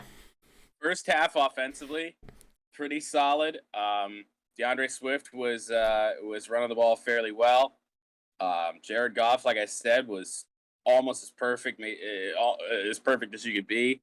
Made some really good throws. Made a fine throw to T.J. Hockenson in the back of the end zone. Great throw. Made a very solid throw to Quintez Cephas that Cephas almost hauled in with one hand.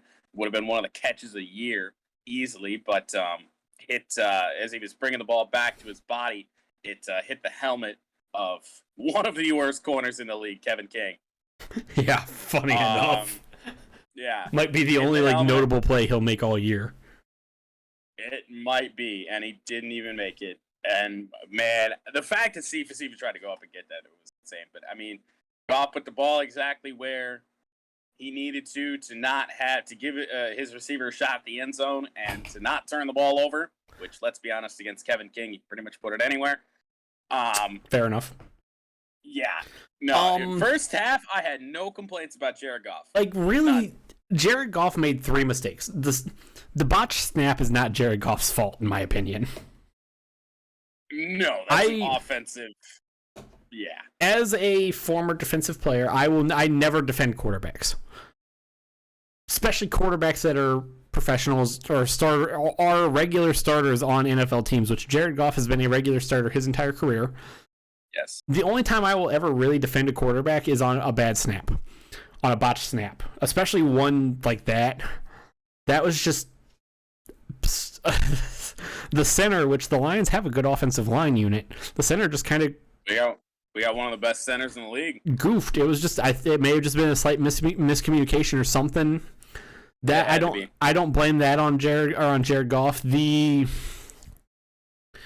fumble that he had where he just lost the ball because I mean granted it was raining, but you gotta hold onto the ball way better than that. That was bad. Right. Yeah, he was trying to throw the ball and you see in the slow motion it slip out of his hand as he's trying to make the pass. That was bad. And then the interception he had in the fourth quarter was bad. That was a ball he shouldn't have been throwing. Yeah. Like those were the only he made 3 bad mistakes and the worst. I mean, the 2 turnovers are bad, but I think a lot of it goes back to that fourth down where he just made the dumbest he took the dumbest and most difficult throw on the field, most difficult throw to make on the field at that time. Which is insane because Jared Goff is captain checkdown. Yeah. That's what he does. Yeah, he just took the dumbest he throw. Makes the toughest throw. I don't know if he was trying to just go to match Aaron Rodgers and try and lead he may have been trying to lead his team to do something good, but that mistake right there, in my opinion, was the turning point because the Lions had a chance to score.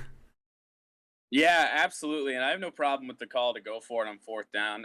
Dan Campbell's done that a lot through the first 2 weeks of the season, leaving his offense out there. And I don't necessarily. I will also say, I mean, Jared Goff, the whole scenario, the play not working, turning the ball over on downs, that's Jared Goff's fault 100%. The play was stupid. I don't like the play call either, though. I don't mind the play call necessarily because you look at it and he did have that curl route with the running back wide open. Yeah. But didn't take it. So the play worked, Goff's brain didn't. Yeah, that's all I have on the Lions offense. Not much else to say. So yeah. I don't know. I guess you look at it for this season in its entirety, you're just trying to find positives as a Lions fan and looking for guys to break out and play well.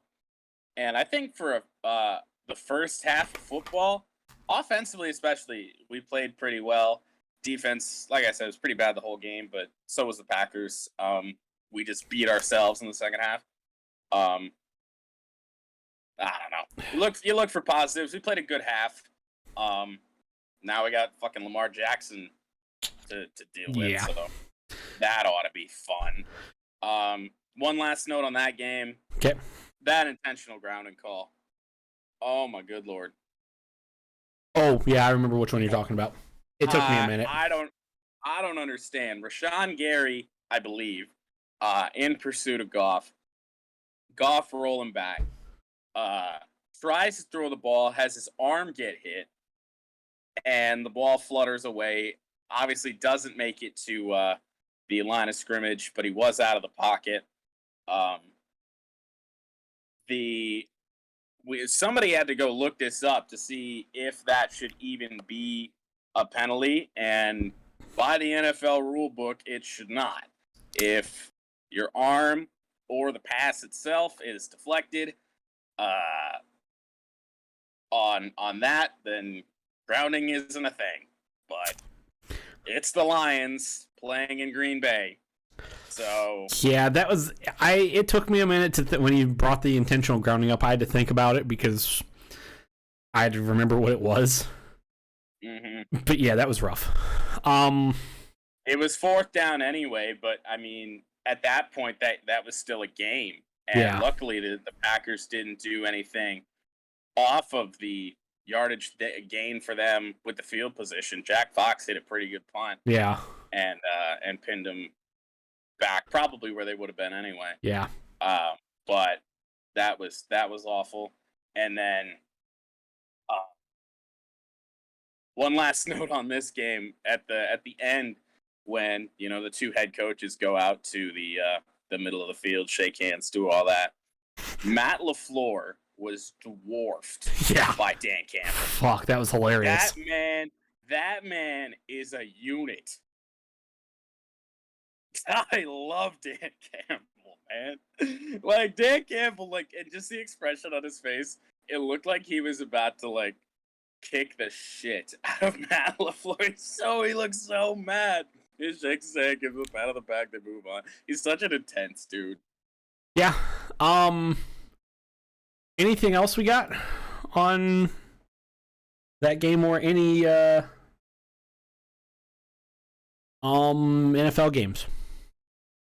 No. Okay, with that being said, No. let us move on to as we're getting ready to wrap up the show, we do the picks now. It is indeed time for the picks. Let me know when you have them up. I have them up. I have the graphic up right about now. For college football, we'll start there. Both of us are 19-26, so we are tied after week 3. Yeah, we got to get some separation here. I'm giving it a shot. It's either gonna fail. After week 1, I was up. After week 1, I was up 1 game. After week 2, you ended up being up 1 game, and now we're tied. No separation. Had a nice week 2, 9-6, solid week. So all right. Move on. First picks going into week 4. First game of the week. I believe we have a little MACtion on our hands. Not really. FIU's not a MAC team. They're said a little bit of MACtion. Yeah, half Central MACtion. Michigan's a half MACtion. There we go. FIU travels to Mount Pleasant, Michigan to take on the Chippewas. FIU getting 10.5 on the road. Both teams 1-2. Do you even care? But who you got? This is a football game. That's all I'm gonna say there. Fun on fact. ESPN Plus. Oh yes, I have ESPN Plus. Fun fact: I have been to some Central Michigan football games. It's a good time. Yeah. What that has to do with this pick? Not a lot, but I'm going with Central Michigan. I am too. That was just the worst segue ever. Oh my gosh, that was Goodness, it was. that was a rough start to the segment. But Central Michigan. I also have Central Michigan minus 10.5. LSU and Mississippi State. We have some SEC on SEC action. Conference game. How about that? Yeah. LSU 3.5-point favorite on the road. Both teams 2-1. Yeah. I picked LSU. I can't remember what the reason was. Let me pull up some stats here. LSU scored significantly more points than well, not significantly. About a touchdown more points than Mississippi State, and has held teams to a field goal less. Mississippi State outgains them by trying just to do quick math, 16 yards. We'll just round it up to 16 yards ish, which isn't really a lot. However, you look at yards against, LSU has about 20 yards less, which is two first downs, which is a bit more noticeable, because you're looking at, we'll just for shits and giggles call it 2 3-and-outs. I am going with LSU here as the 3.5-point favorite. I'm also going to go with LSU. This is why we don't have a lot of separation. We're going to get there. I promise. I'm going with LSU. I don't think I've had any trust in Mississippi State since Dak Prescott left. So Fair enough. I'll go with LSU here on this one. And a game we did bring up earlier, Texas on accident. Tech. On accident, yes. Texas Tech traveling to face Texas. 9.5 points. Texas Tech getting 9.5 points on the road. Who do you got? I took Texas Tech. God damn it.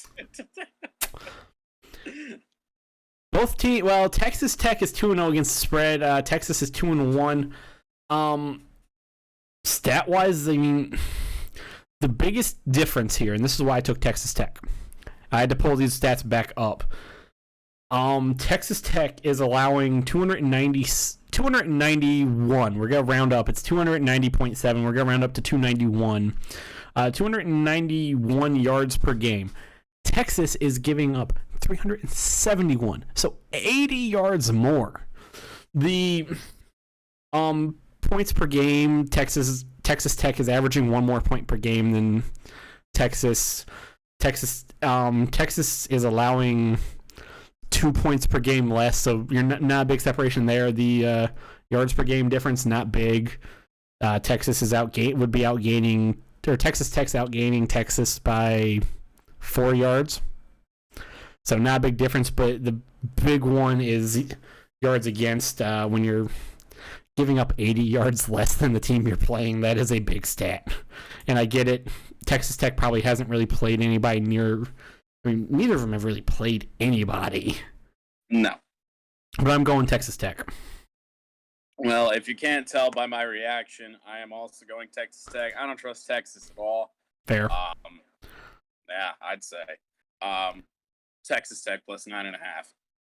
Moving on, number 2, Georgia in action against SEC foe Vanderbilt. Vanderbilt, the 34.5-point home dog against the Dogs, oddly enough.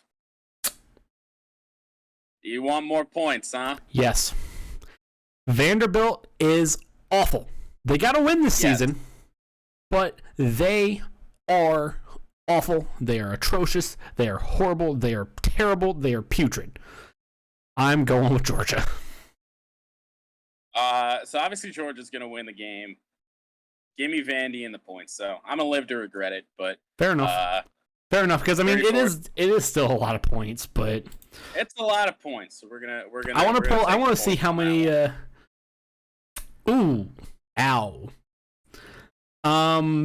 Georgia's averaging 35 points per game. They're only giving up a touchdown.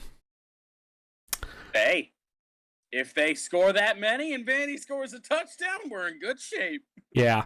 However, the problem is for Vanderbilt, and they have not really played a whole lot of anybody. Vanderbilt's giving up 30 a game. Yeah. I don't want to talk about it. We're moving on. Keep us going. Notre Dame on the road travels to Wisconsin. Notre Dame, the 5.5-point dog on the road. I think I know where you're leaning with this one. Wisconsin. I've said it a lot this past 3 weeks. Notre Dame's fucking terrible. Notre Dame is bad. But I don't necessarily want to. The last time we had Wisconsin here, I famously said. The last time we had them here, by the way, was when they played Penn State. I famously said I would take Wisconsin at 21 as a 21-point favorite. I was wrong. Jordan said a very similar thing. Both of us wanted Wisconsin at more than. I think the spread was actually coincidentally 5.5, if I remember correctly. I believe both Jordan and I said we would have taken the spread if it was significantly higher. We were both wrong. However, Notre Dame is fucking terrible. They their first 2 games they only won by 3 points, and I mean this last one against Purdue they won by what 8? I think a little bit more than that. Yeah, a little bit more. Okay, it was like it was 13. 14, but Purdue's awful too. I'm going Wisconsin.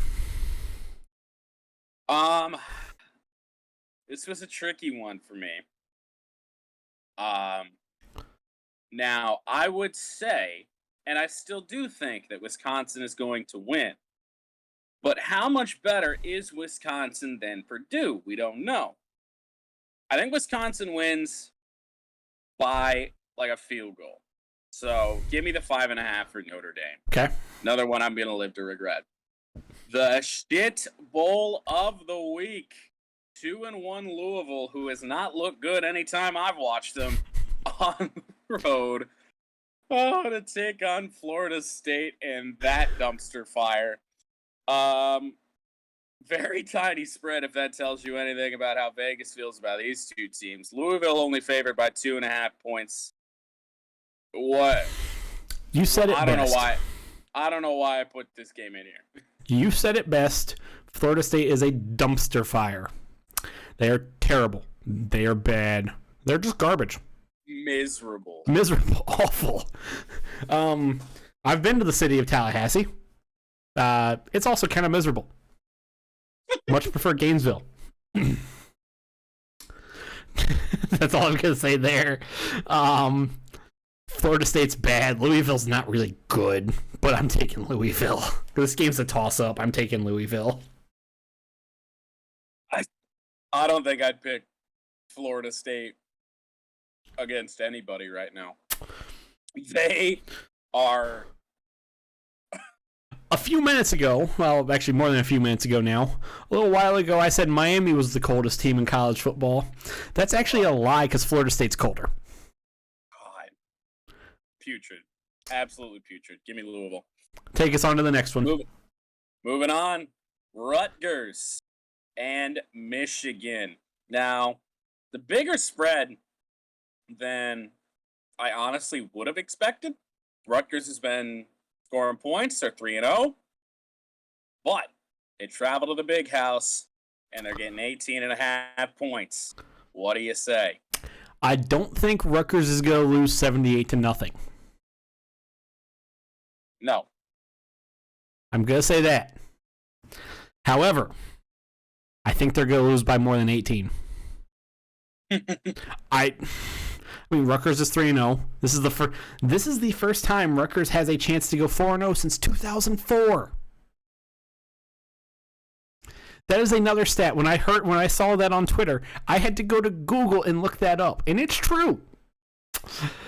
Amazingly enough. Which sounds insane for the birthplace of college football, doesn't it? I'm not gonna say anything about that. Rutgers is better than they have been in the past, but I don't think they're good. I just don't think they're good. This game's gonna be close. So, what's interesting about this game? I am gonna go Michigan, by the way. I have to back the team. They might kick you out of Michigan Stadium if you don't. Right, and I just got here. Only been there for 2 hours. Right? Yeah, I have to go Michigan here. They have covered every single game they've played so far this year. I don't think that's changing, but this is not the same Rutgers team that we've seen in the past. They're not there yet, but they're on the right track. Somehow, some way. All right, I'll take Michigan. Big Ten action again. Illinois on the road facing Purdue. Purdue 2-1, Illinois 1-3. Illinois getting 11.5 points on the road. 3:30 Big Ten matchup. Big Ten network matchup. The only reason this game is being played is because Purdue and Illinois are in the same division in the Big Ten. You know, I think the Big Ten needs to do everybody a favor and move Illinois or Purdue into the other division so we never have to see these two teams play each other ever. Like, Purdue's, I believe, a little... no, because Purdue's in Indiana. Yeah, just move one of those two teams into the East or punt one of them out of the fucking Big Ten so we never have to see this matchup. It's going to be terrible. Like, you said Louisville and Florida State was the shit bowl of the week. I think this game is. Because Illinois is fucking terrible. Purdue's 2-1, but they're not good. I'm taking Purdue, though, because Illinois is just that fucking bad. Right. Watching 2 Illinois games already this season. Say, I've watched 2. I've watched one Illinois game. I watched Maryland, Illinois, and it was painful. Watching Illinois in general gives me no faith that they can do anything against a Purdue team that hung in there for 3 quarters against Notre Dame. And even though Notre Dame's not all that good, they're better than Illinois. They're better than Illinois. So, yeah, give me Purdue minus the 11.5. I put this game in here solely for you to do that. Tennessee getting 20 Fuck and a you, half Rocky as Top. they travel to the swamp. Only Gators get out alive. Fuck you, Rocky Top. God. There is a Tim Tebow jersey hanging behind me. It's not a Florida Gators Tim Tebow jersey, but it's still a Tim Tebow jersey. I love me some Timmy Tebow. Fuck you, Rocky Top. I fucking hate Tennessee. Fuck them. Fuck everything about the Tennessee Volunteers. And you didn't even say the spread. You didn't even get the chance to. Oh, did you? I didn't hear it, obviously. You were focused on hatred towards Tennessee. Fuck you, Rocky Top. I will go to the grave taking Florida at literally anything against Tennessee.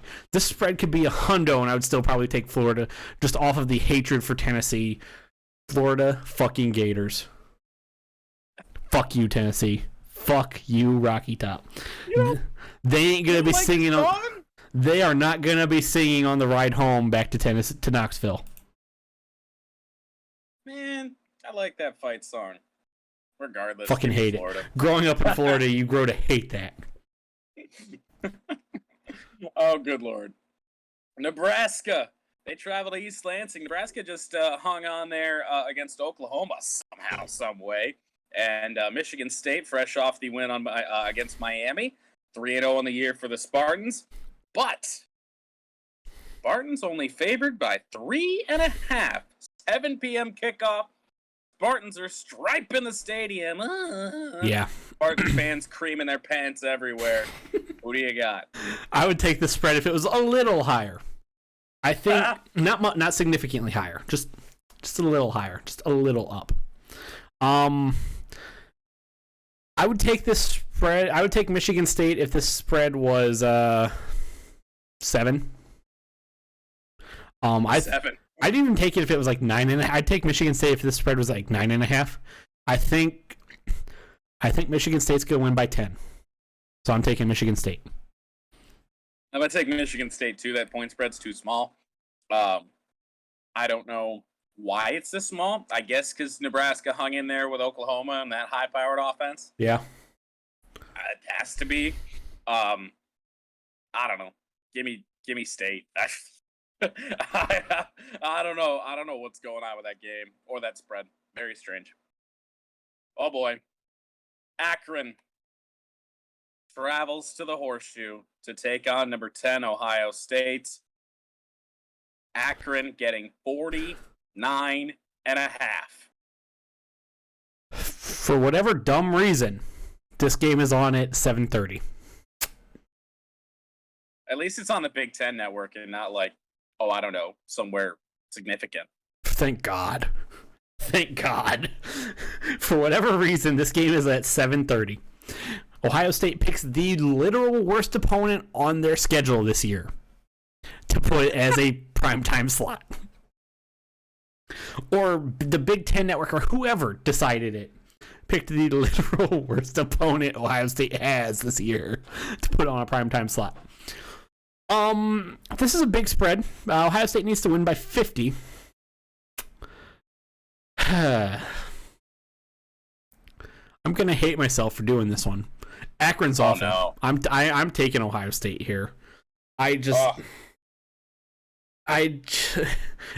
just awful. Like, Ohio State's defense isn't great.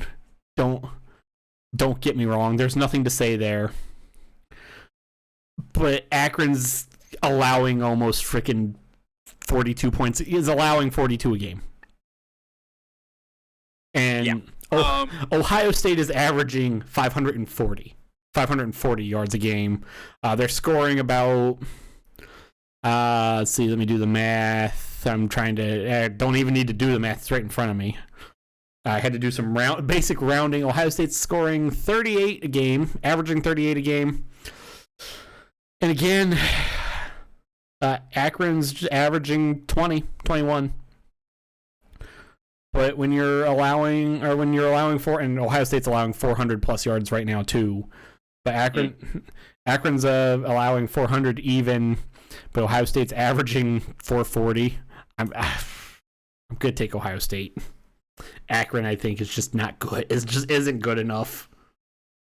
I'm gonna hate myself for this one though. I feel Akron ranked 126th in the country. I didn't even look at that. God above. Ow. So my problem is Both of these teams haven't covered Correct. all year. Correct. That is flat out correct. Against Minnesota, Ohio State was a 14.5 point favorite. They won by 14. Against Oregon, they were 13.5. They lost. Against Tulsa, they were a 22, I think, 23.5 point favorite. They won by 21. Like that. Now I will say, and this is not not trying to say anything, trying to defend Ohio State. They have had some odd spreads, and other than the Oregon game, which they lost, they needed a field goal to cover last week, and then they needed a field goal to cover against Minnesota. Yeah. So it's not like they're missing covering by a lot, other than when they lost to Oregon. But it's like another team that we're going to get to later that just almost covers, but doesn't. Yeah. Give me Akron. Give me the 49.5. That's a fucking massive spread. Fair enough. I get it. That's one I'm probably going to live to regret. All right. Hard to say. Southern Miss takes on number 1 Alabama, getting 45.5 on the road as they travel to whatever the fuck that stadium's name is. Bryant-Denny, I think. Yeah, that thing. That guy. Who do you got? Southern Mississippi is bad. This is another game that, why is it on a primetime slot? I'm taking Alabama. I'm taking the Evil Empire. Yeah, give me Bama. I know it's a lot of points, but I can't not pick Bama here. Southern Miss sucks. Oh boy. Another game that I don't know why I put in here. Troy travels to take on Louisiana Monroe. Troy, a 23.5 point road favorite. And I'm going to go out on a limb and say that neither one of us know anything about these two teams. That is correct. That is correct. I picked Troy solely because after doing extremely, extremely limited research, Louisiana Monroe is 0-1 against the spread, and they are ranked 125th in the country. Hey, that's one higher than Akron. That's not good, though. So I'm taking Troy. Well, it's now fitting. It all makes sense now. I picked Akron to cover. They're 126th. Picking Louisiana Monroe to cover. 125th. Fair enough. Easy logic right there. Give me the Louisiana Monroe whatevers. Those people. Them. I don't even know. I have no idea what their mascot is. All right, Pac-12 action. Cal, 7.5 point road dogs against Washington. Both teams 1-2 in the Pac-12 something. I think this is a Pac-12 interdivision matchup because I don't think these are both Pac-12 North teams. Probably not. I could be wrong. I don't really watch a lot of Pac-12 because they almost always fall at late slots. And they're not that great. Most Pac-12 games aren't phenomenal either. That is true. I'm taking Washington. Just no rhyme or reason. Well, I said we're getting separation this week. Washington doesn't score a lot of points, but they don't allow a lot of points. That's yeah. That's all I got. Yeah, this game's a toss-up, but 7.5. Give me the points. More Pac-12 nonsense. Oregon State traveling to the not elite LA team of USC. 12.5 points is what Oregon State's getting on the road. 2-1 dumpster fires. Who do you got? Well, just because Colin Cowherd is a loser, I'm taking Oregon State. Yeah, too. All right, moving on. I had to get one more use of the loser button in. I mean, there's some NFL games where you could do that, I'm sure. Probably. Moving on to the Thursday NFL. night game. Yeah, this Thursday night game. The surprising 2-0 Carolina Panthers, they take on the Houston Texans. Oh boy. Carolina, a 7.5-point road favorite. What do you say? I have Carolina. I had to switch over tabs for a second. I have Carolina. Houston's awful. They may only get 1, maybe 2 wins this entire season. And they both, one definitely already is against Jacksonville. They may only get 1 other win again this season, and it's going to be against Jacksonville. Yeah, that wouldn't shock me at all. Oh, I got to switch there.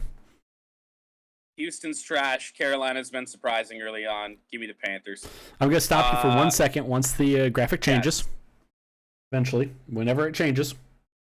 There it is. NFL picks. I am 15-17. Jordan is 14-18. I have a 1-game lead.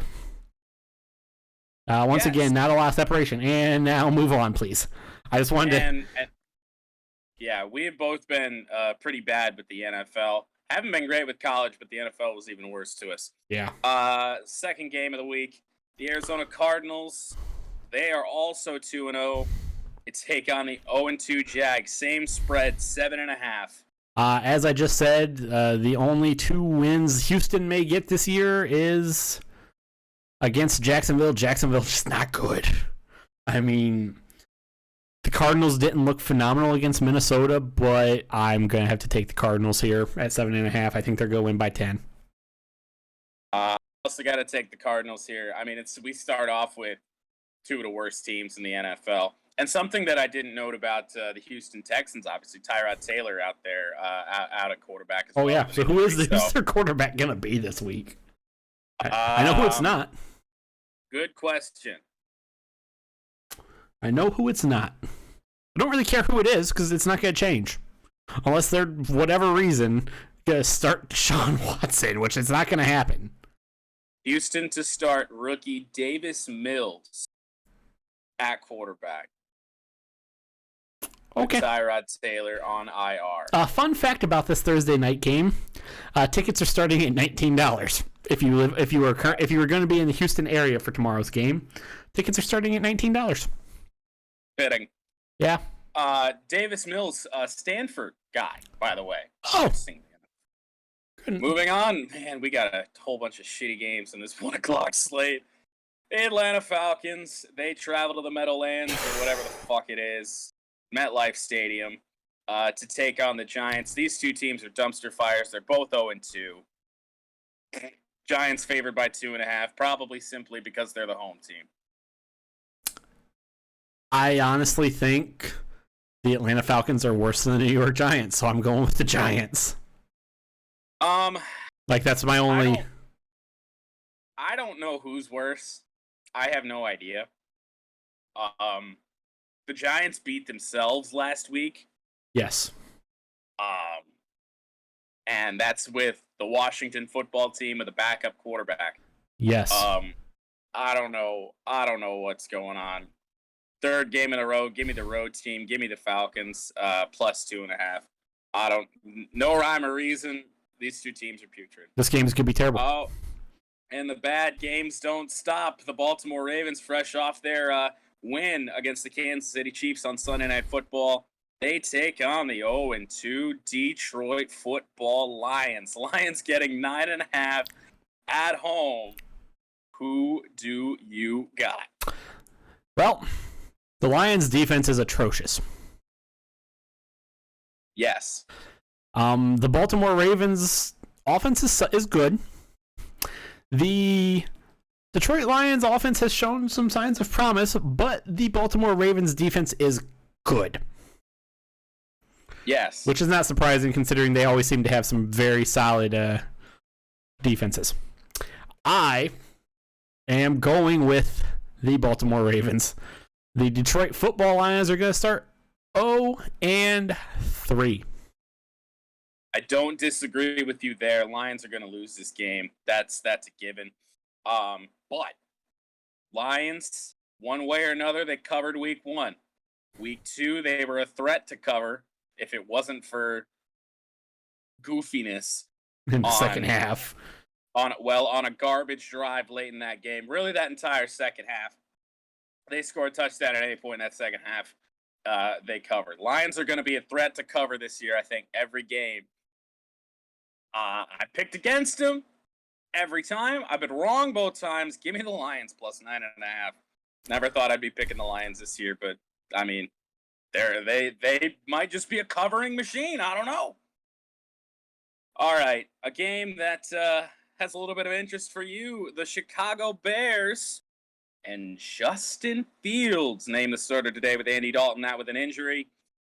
They travel to Cleveland to take on the Browns. 7.5 points is the spread. Favors the Browns. Who do you got? I think Justin Fields could do good, but I think this Browns team is just really good. So I'm going to take the Browns. We saw how just not good. And according to everybody, the Chicago defense led Chicago to a win against the Bengals. I don't necessarily think it was the Chicago defense. I think it was just the fact that the Bengals are just that inept. Granted, the Bears did not score a lot of points in the second half. I just think, again, I think the Bengals are just that inept. I think they're bad. I'm gonna go with the Browns here. I'm gonna take the 7. I'm gonna take the Browns at 7.5. I think they're gonna win by more than that because in Week 1, when the Bears played a good team, and granted, the Bears started Andy Dalton and he was not good in Week 1. It's Andy Dalton, yes. Yeah. Even though the Bears played a good team and they did not play good against that good team.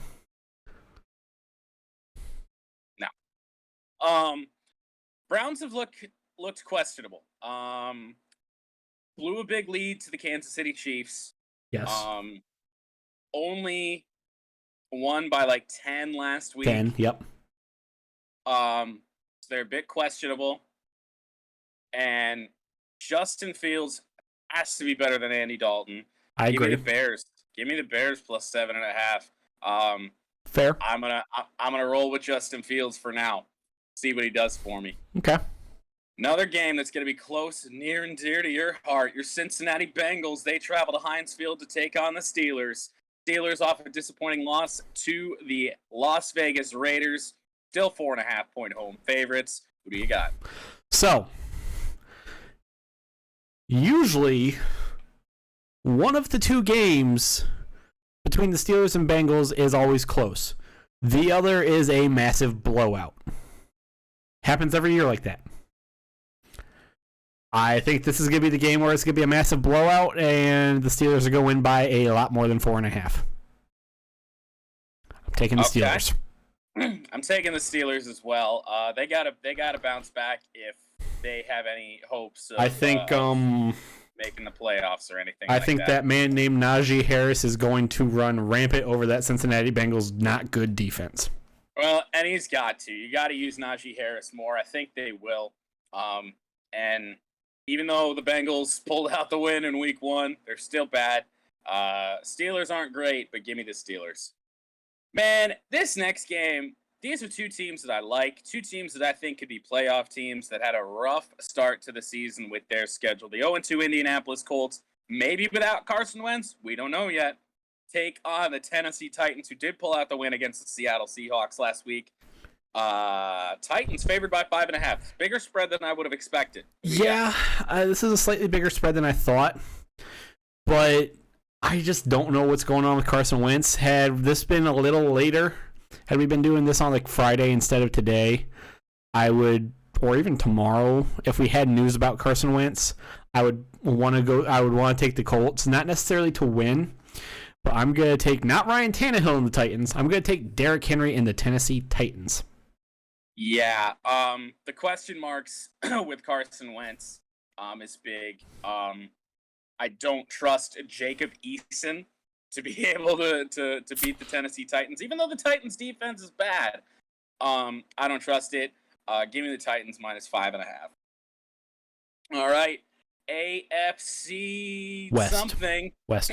Is it the West? Yes. Makes no sense. Kansas City. They're in the middle of the goddamn country. Literal middle of the country. The LA Chargers, they travel to Field at Arrowhead to take on the Chiefs. What was that? It is GEHA Field at Arrowhead Stadium now. So I have dubbed it Geh. I'm taking the Chiefs. All right. I didn't even say the spread at 6.5 in favor of Kansas City. I have an interesting stat for you. Okay. When was the last time the Kansas City Chiefs covered? A regular season game. I have to throw that in. Their season game. I'm gonna say 2019. They covered against Buffalo in the postseason last year. I know they covered against Buffalo in the postseason last year. I'm gonna say 2019. It was not 2019. It was last season. Oh, okay, fair enough. Week 8 against the New York goddamn Jets. You better when you're a team like Kansas City, you better cover against the Jets. Shit. No goddamn kidding. It was like a 10.5 point spread or something like that. I don't think that changes. I think the Chargers are good. Kansas City's favored by 6.5. They'll probably win by 5. Give me the Chargers. Just to spite me. They're gonna Can't argue. Find a way to win by 5, huh? Yeah. Yep. They're gonna fucking safety or something. I don't know. The New Orleans Saints, who don't make a lot of sense, blows out Green Bay, struggles in week 2. Who knows what's going on with the Saints? Struggled more than struggled, but yes. They travel to Foxborough to take on Mac Jones and the Patriots, and the Patriots are a 2.5 point favorite. When's the last time the Patriots were favored? I think were they favored last week? No, I don't think they were. Who did they play last week? Dolphins. No, they didn't. The Bills played the Dolphins last week. Well, who the hell did they play? I think they played the Jets. Let me check that. Oh, that's right. It was the Jets. I knew it was that division. Yes, Yeah. They played the Jets. And they were favored, and I picked them. That's right, because, yeah, the Jets suck. Who picks the Jets? 2 weeks. 2 weeks the Patriots have been favored in a row. Yeah. Goodness gracious. Who you got? Saints or Pats? I'm going with the Pats because I'm not going to bet against Bill Belichick. Fair enough. That was my rule for a very long time. And I also just don't know enough about the Saints because they're a question right now. Yeah. I don't know what's going on with the Saints either, but I'm going to pick him here. No rhyme or reason. I don't think they can be that bad again. I just don't think they can possibly be that bad. Give me the Saints. Okay. Oh, Lord above. The Washington football team, speaking of the Buffalo Bills, they travel to whatever their stadium's called. The stadium sponsor changes every couple years or so who the hell knows anymore. They play the Buffalo Bills. Football team Bills. Who do you got? Chase Young is a dude. He is. But nobody else on that Washington team, other than another Ohio State guy, Terry McLaurin, he's the only other dude that team has, really. I mean, Montez Sweat is a man. Yes. But other than those two, and then Montez Sweat, the Washington football team is awful. Yes. The Buffalo Bills are not awful, so I'm going to take Buffalo. It's a big spread in the NFL, and I don't think the Washington football team, even without Fitzmagic, is quite like dumpster tier Oh, no. in the No. NFL. I agree with that. So 8.5, a lot of points. Give me the football team. Okay, fair enough. Who would have thought? The Tua Tagovailoa list, Miami Dolphins travel to Vegas to take on the Raiders. 3.5 point home favorite is Vegas. They've looked good. Who do you got? I'm conflicted. I'm a little less conflicted because Tua's not playing for Miami and Jacoby Brissett is. And, well, with Jacoby Brissett last week, the Dolphins looked putrid. Yes. I could say a lot of things about how, like, there are a lot of ways to describe how bad the Dolphins looked, but I'm just going to use putrid. I don't really want to pick the Raiders because I've picked against them both the past 2 weeks and I was wrong. So, but I'm just gonna pick them. I don't want to, but I'm going to, because If Tua's in this game, it's a different story. yes, I think Jacoby Brissett's just bad, and obviously last week he showed that the Dolphins just weren't good. He was not good. Yeah, No, but the Dolphins Yeah. weren't good last week. I mean, 0 points. I don't think they're And gonna. and They allowed didn't 35. even get a chance to attempt a field goal. No. I don't think the Dolphins are gonna be that bad this week, but I think the Raiders are gonna get it done. They're gonna cover. Too small of a spread, 3.5 points for a team led by Jacoby Brissett and a questionable offensive line. Yes. Yeah, give me the Raiders. Oh boy, Zach Wilson and his 4 picks travels to Denver to take on the Broncos. Big spread here. Broncos 10.5-point favorites. This is the biggest spread of the week. I never picked the Jets, so I'm going with Denver. That's it. That's just it right there. I'm never never pick them. Denver's looked solid in their first couple games, 2-0 on the year. Solid, not great. But the Jets have looked awful in their 2 games. So yeah, give me Denver. That's without a question.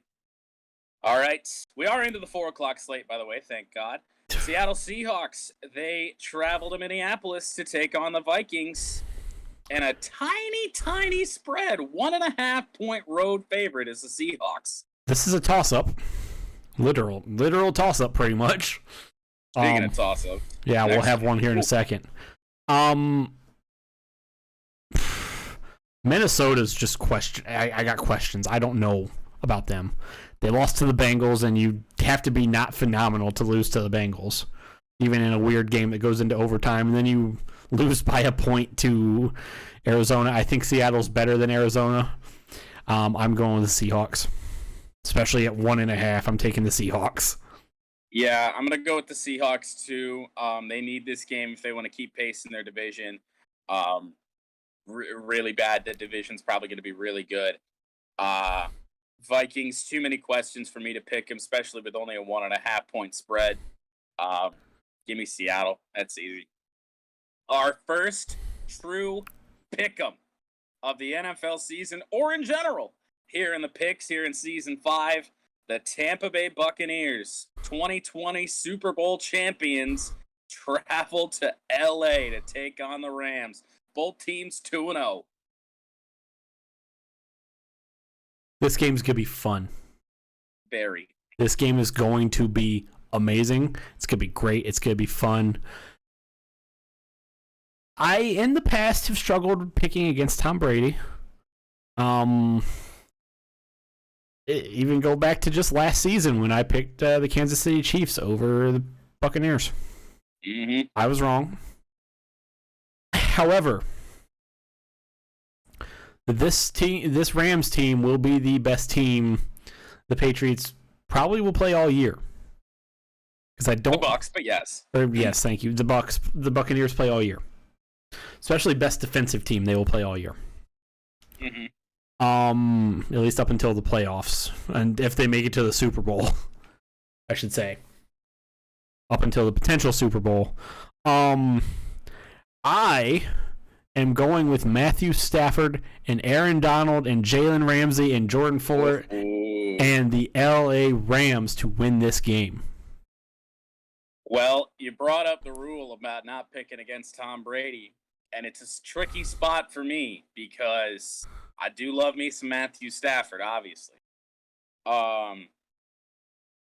Until the Bucs prove me wrong and show that they're beatable, can't pick against them. Give me Tampa Bay.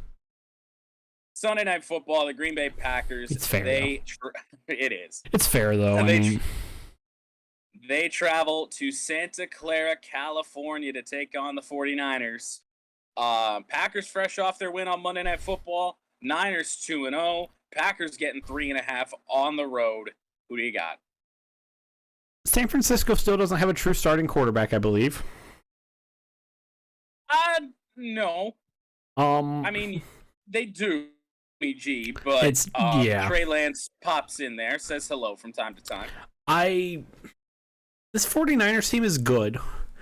I just think that the Packers are better.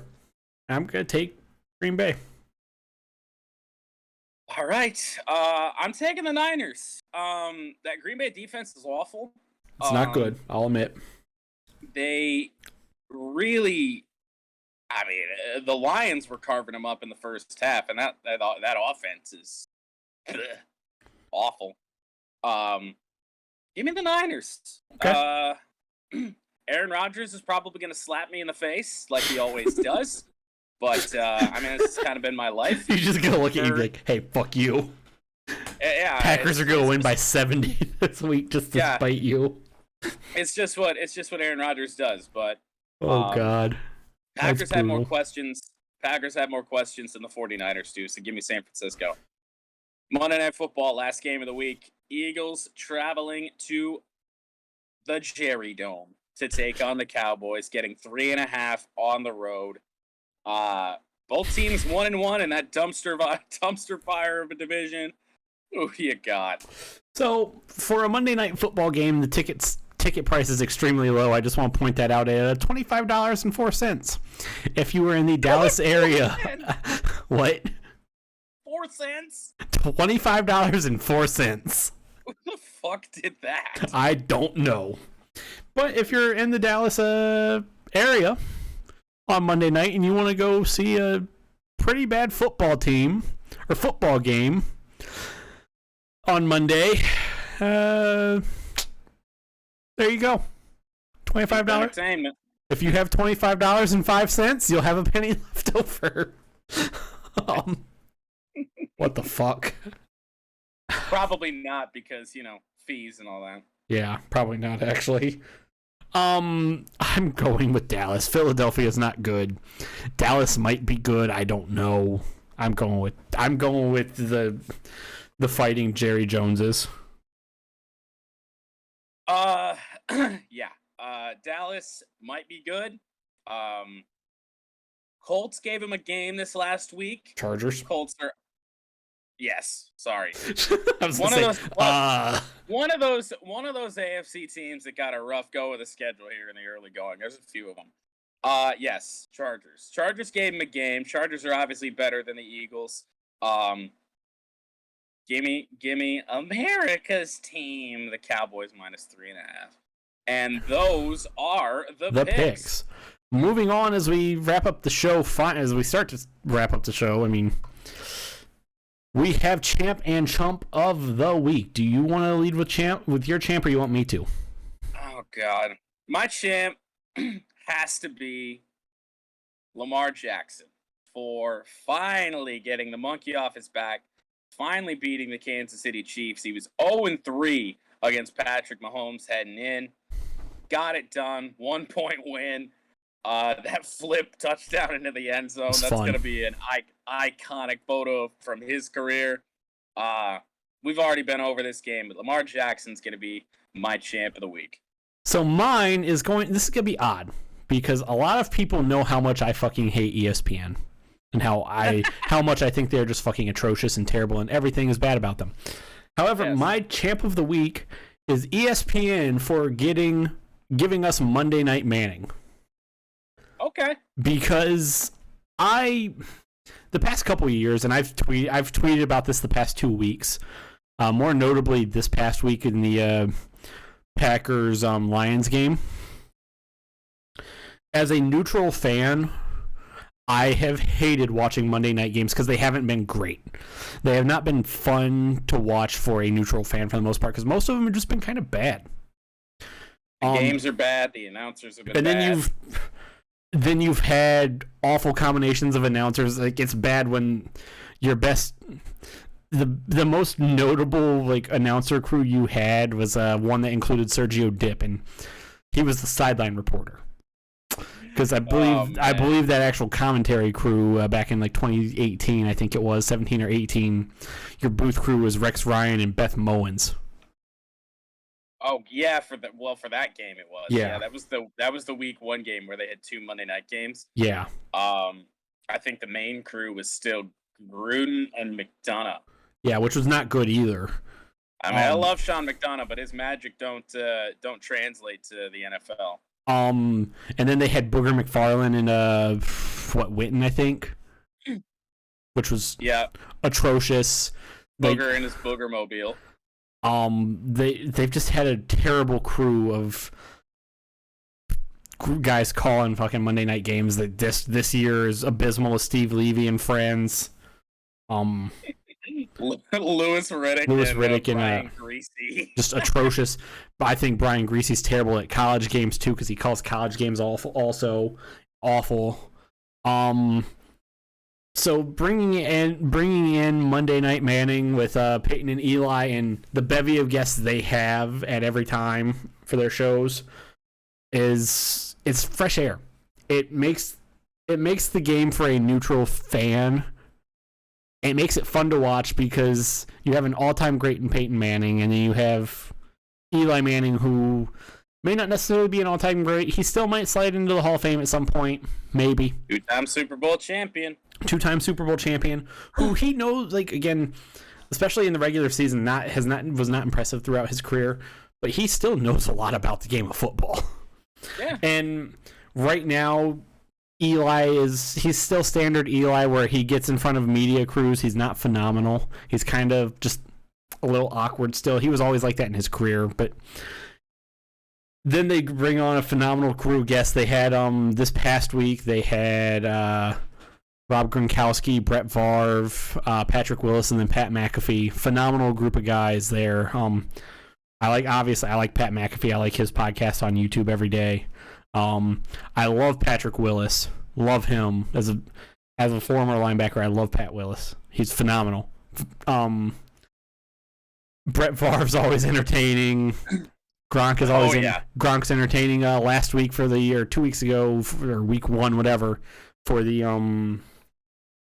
Ravens Raiders game, they had Russell Wilson on, who he was pretty like. The Russell Wilson, I thought that was gonna be odd because Russell Wilson's he's a robot for the most part, but he wasn't in that. No, he normally, like, in just regular media appearances, just talking to in interviews, he's kind of always he's Pete Carroll, essentially. Just he's not quite Marshawn Lynch where he just sits there. Like Russell Wilson yeah. Dogs. Yeah. I mean, I love Marshawn Lynch's interview. But I love Marshawn Lynch's interviews, but yeah, Russell Wilson's he's there. He says just generic just robot answers. But he was good. Everyone they've had so far in this on their telecast has been great on ESPN2. And again, for a neutral fan, it has made it great. I don't necessarily know if I would watch it as a if the Bengals played a Monday night game, but they don't this year. Yeah. So and I didn't I couldn't get into that as a Lions fan this last weekend. Until after the game Monday. Was out of hand. Exactly. I flopped over to Monday Night Manning just after the start. Well, just about 5 minutes into the third or fourth quarter there. Yeah, like I said, as a neutral, if the Bengals played, I don't know if I'd be able to get into it. But as a neutral fan, it makes the game enjoyable and watchable because there's a lot of football knowledge there, and then the guests they bring on are entertaining. The whole thing is entertaining. I love it. ESPN. That Monday Night Manning, it's not ESPN as a whole, but Monday Night Football with Peyton and Eli, or as it's going to be called from now on, Monday Night Manning is my champ of the week. All right. I love it. Well, my champ of the week, or chump of the week, rather, is pretty simple. And it's going to go to the 85th ranked linebacker out of 85 that have played the position this year. Middle linebacker, I do believe specific. And that is Alex Anzalone. This guy looked absolutely lost. Like he didn't belong on an NFL field this last week. I don't know how somebody gets, because we signed him. Didn't trade for him. We didn't draft him. We signed this guy. Yeah, He's which is future. hilarious that you just, we're going to sign this guy. We're going to bring this guy on. Huh? Mhm. Are you sure about that? Yeah. I don't know. Chump of the week. He's a... Loser. It's awful. And we got a rookie linebacker in Derek Barnes that we could put in there. It can't be any worse. What are we doing? For whatever reason, the Lions named Anzalone a captain. Just because he's a middle linebacker. It's a normal thing. Like, We didn't have, when we had Jared Davis, he wasn't a captain. I got nothing then. I don't think he was a captain. He might have been, actually. I don't know. It's hard to say. The Lions didn't bring back their captain patches until this year, so I don't know. Okay. So that's your chump of the week. Anything else to add to it? Nope. Okay, because you went off about him earlier in the show. My chump of the week, and I went off of them even earlier on my chump of the week, even earlier in the show. And I could even expand this into the NFL, but I'm not going to. College football officiating crews. They were downright atrocious this week. In week 2, they weren't great, but again, I'm not even going to talk about week 2 because then people will come on, oh, you're just an Ohio State fan saying that the refs lost Ohio State the game, which, as I said, was not necessarily the case. But let's start, before we even get into the Penn State Auburn game, let's start with Florida, Alabama. The game clock didn't work. They had no track of the game clock for a little while. How the fuck do you manage that? How the fuck do you screw that up? Yeah, there's no answer. Like, there is no real answer. It wasn't like the broadcast group, like, it wasn't like CBS just didn't have a working game clock. There was no working game clock at all. They had to have somebody on the field with an actual stopwatch keeping track of it. Like, how the fuck do you screw that up? And then we move on to the Penn State Auburn game at 8 o'clock. The game that should have been really good. The officiating crew they stole the spotlight, which should not happen. There was the really bad intentional grounding call on Penn State that I don't even think it got called. It may have, I don't remember. But then after that, there was the whole confusion on what down it was. They lost track of the down for Penn State, and then Penn State had to punt on 3rd down, which is just awful. And I'm not a Penn State fan. I don't like Penn State. I hate them. I'll just say it there. I fucking don't like Penn State. And then there was just there was that fuck up. Then they had a second call second time later in the game where they lost track of the down, but it was Auburn who had the ball. They ended up somehow finding a way to remember what down it was, so Auburn still had the ball. How the what? Then there was the targeting call against one of Auburn's defenders that shouldn't have been targeting. Auburn's defender was trying to keep Penn State's running back out of the end zone. And as Penn State's running back was diving to get in the end zone, Auburn's player hit him with his shoulder pad in this area from like about here, just below where your shoulder starts, to up about here. Again, Penn State's running back was diving. He was full on parallel to the ground. What do you want the defender to do there? There is nothing the defender can do other than make that hit right there. Other than just flop on top of him. Like, how do you call that targeting? Terrible targeting call. Penn State ended up scoring anyway. Had Auburn's defender tried to just not do anything, Penn State was scored. Auburn's middle linebacker got ejected off of a terrible call. He's going to miss the first half of this week against whoever the fuck they play. The refs in that Penn State Auburn game just made it unwatchable because eventually it got to a point where it was so bad where they were having to stop the game every couple of plays to fix the play clock. It's just, the game was so choppy and so slow and just so painful to watch that I had to turn it off. And we have had one really good primetime game, at least good in my opinion, other than the fact that DJ Uiagalelei was throwing one-winged ducks against Georgia. That Georgia-Clemson game was good other than DJ Uiagalelei, or however it's pronounced. That Georgia-Clemson game, I loved. It was enjoyable to watch. It was fun. Michigan-Washington was not a good game. I mean, Michigan-Washington was scheduled out 4 years ago, so you didn't really know. I mean, it's hard to say. Whatever. That game wasn't good. And then this Penn State-Auburn game should have been phenomenal. And the play on the field was, other than the rest, and then they just made it unwatchable and not fun. We have had, we've had one good primetime game this year, and honestly, it could be that way all year. I don't know what the primetime slot is this week. I don't really care. I mean, and I could even go back 2 weeks, or to week 2, the Ohio State-Oregon game, the refs were terrible.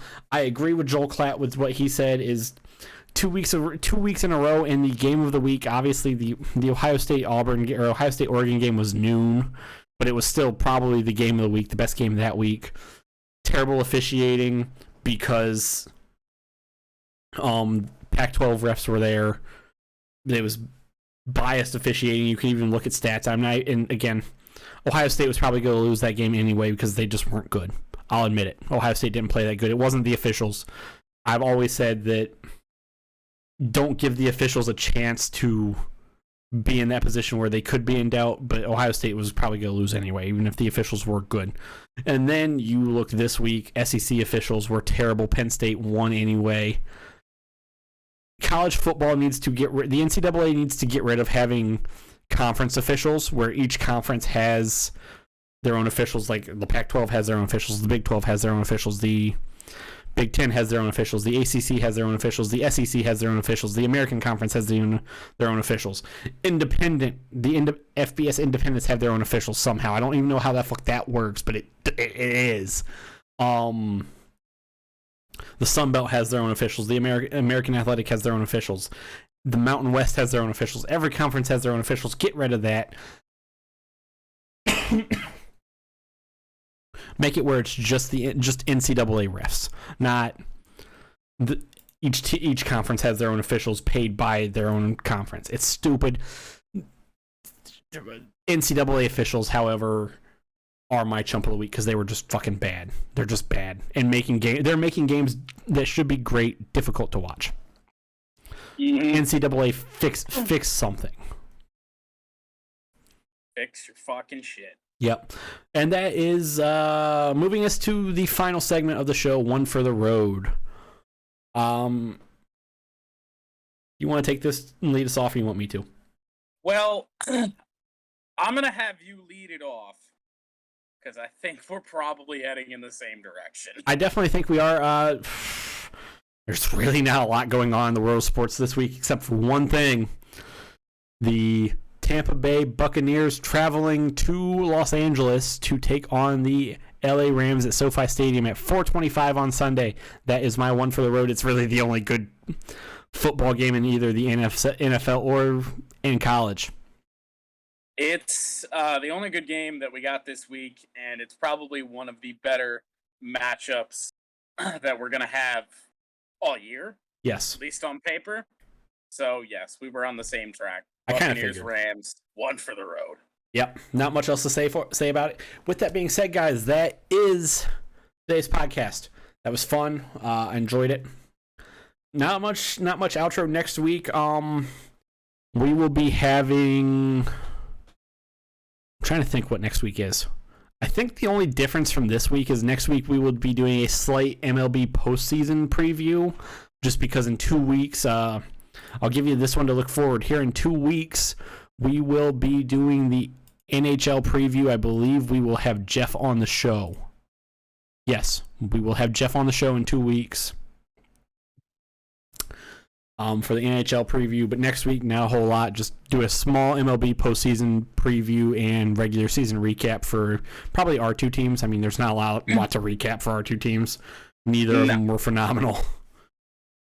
Right. Other than that, thank you for making us part of your evening, your night. We will see you next week. Thank you for listening and or watching. Everybody who was here, thank you. As always, you can reach out to us on Twitter. And then that's a possibility of being featured in the show next week. Peace out. Actually, Jordan, before I fully wrap this up, do you have anything to say? Nothing to add. I think we're good. Okay. With that being said, everybody, peace out, stay classy, and see you all next week. See ya.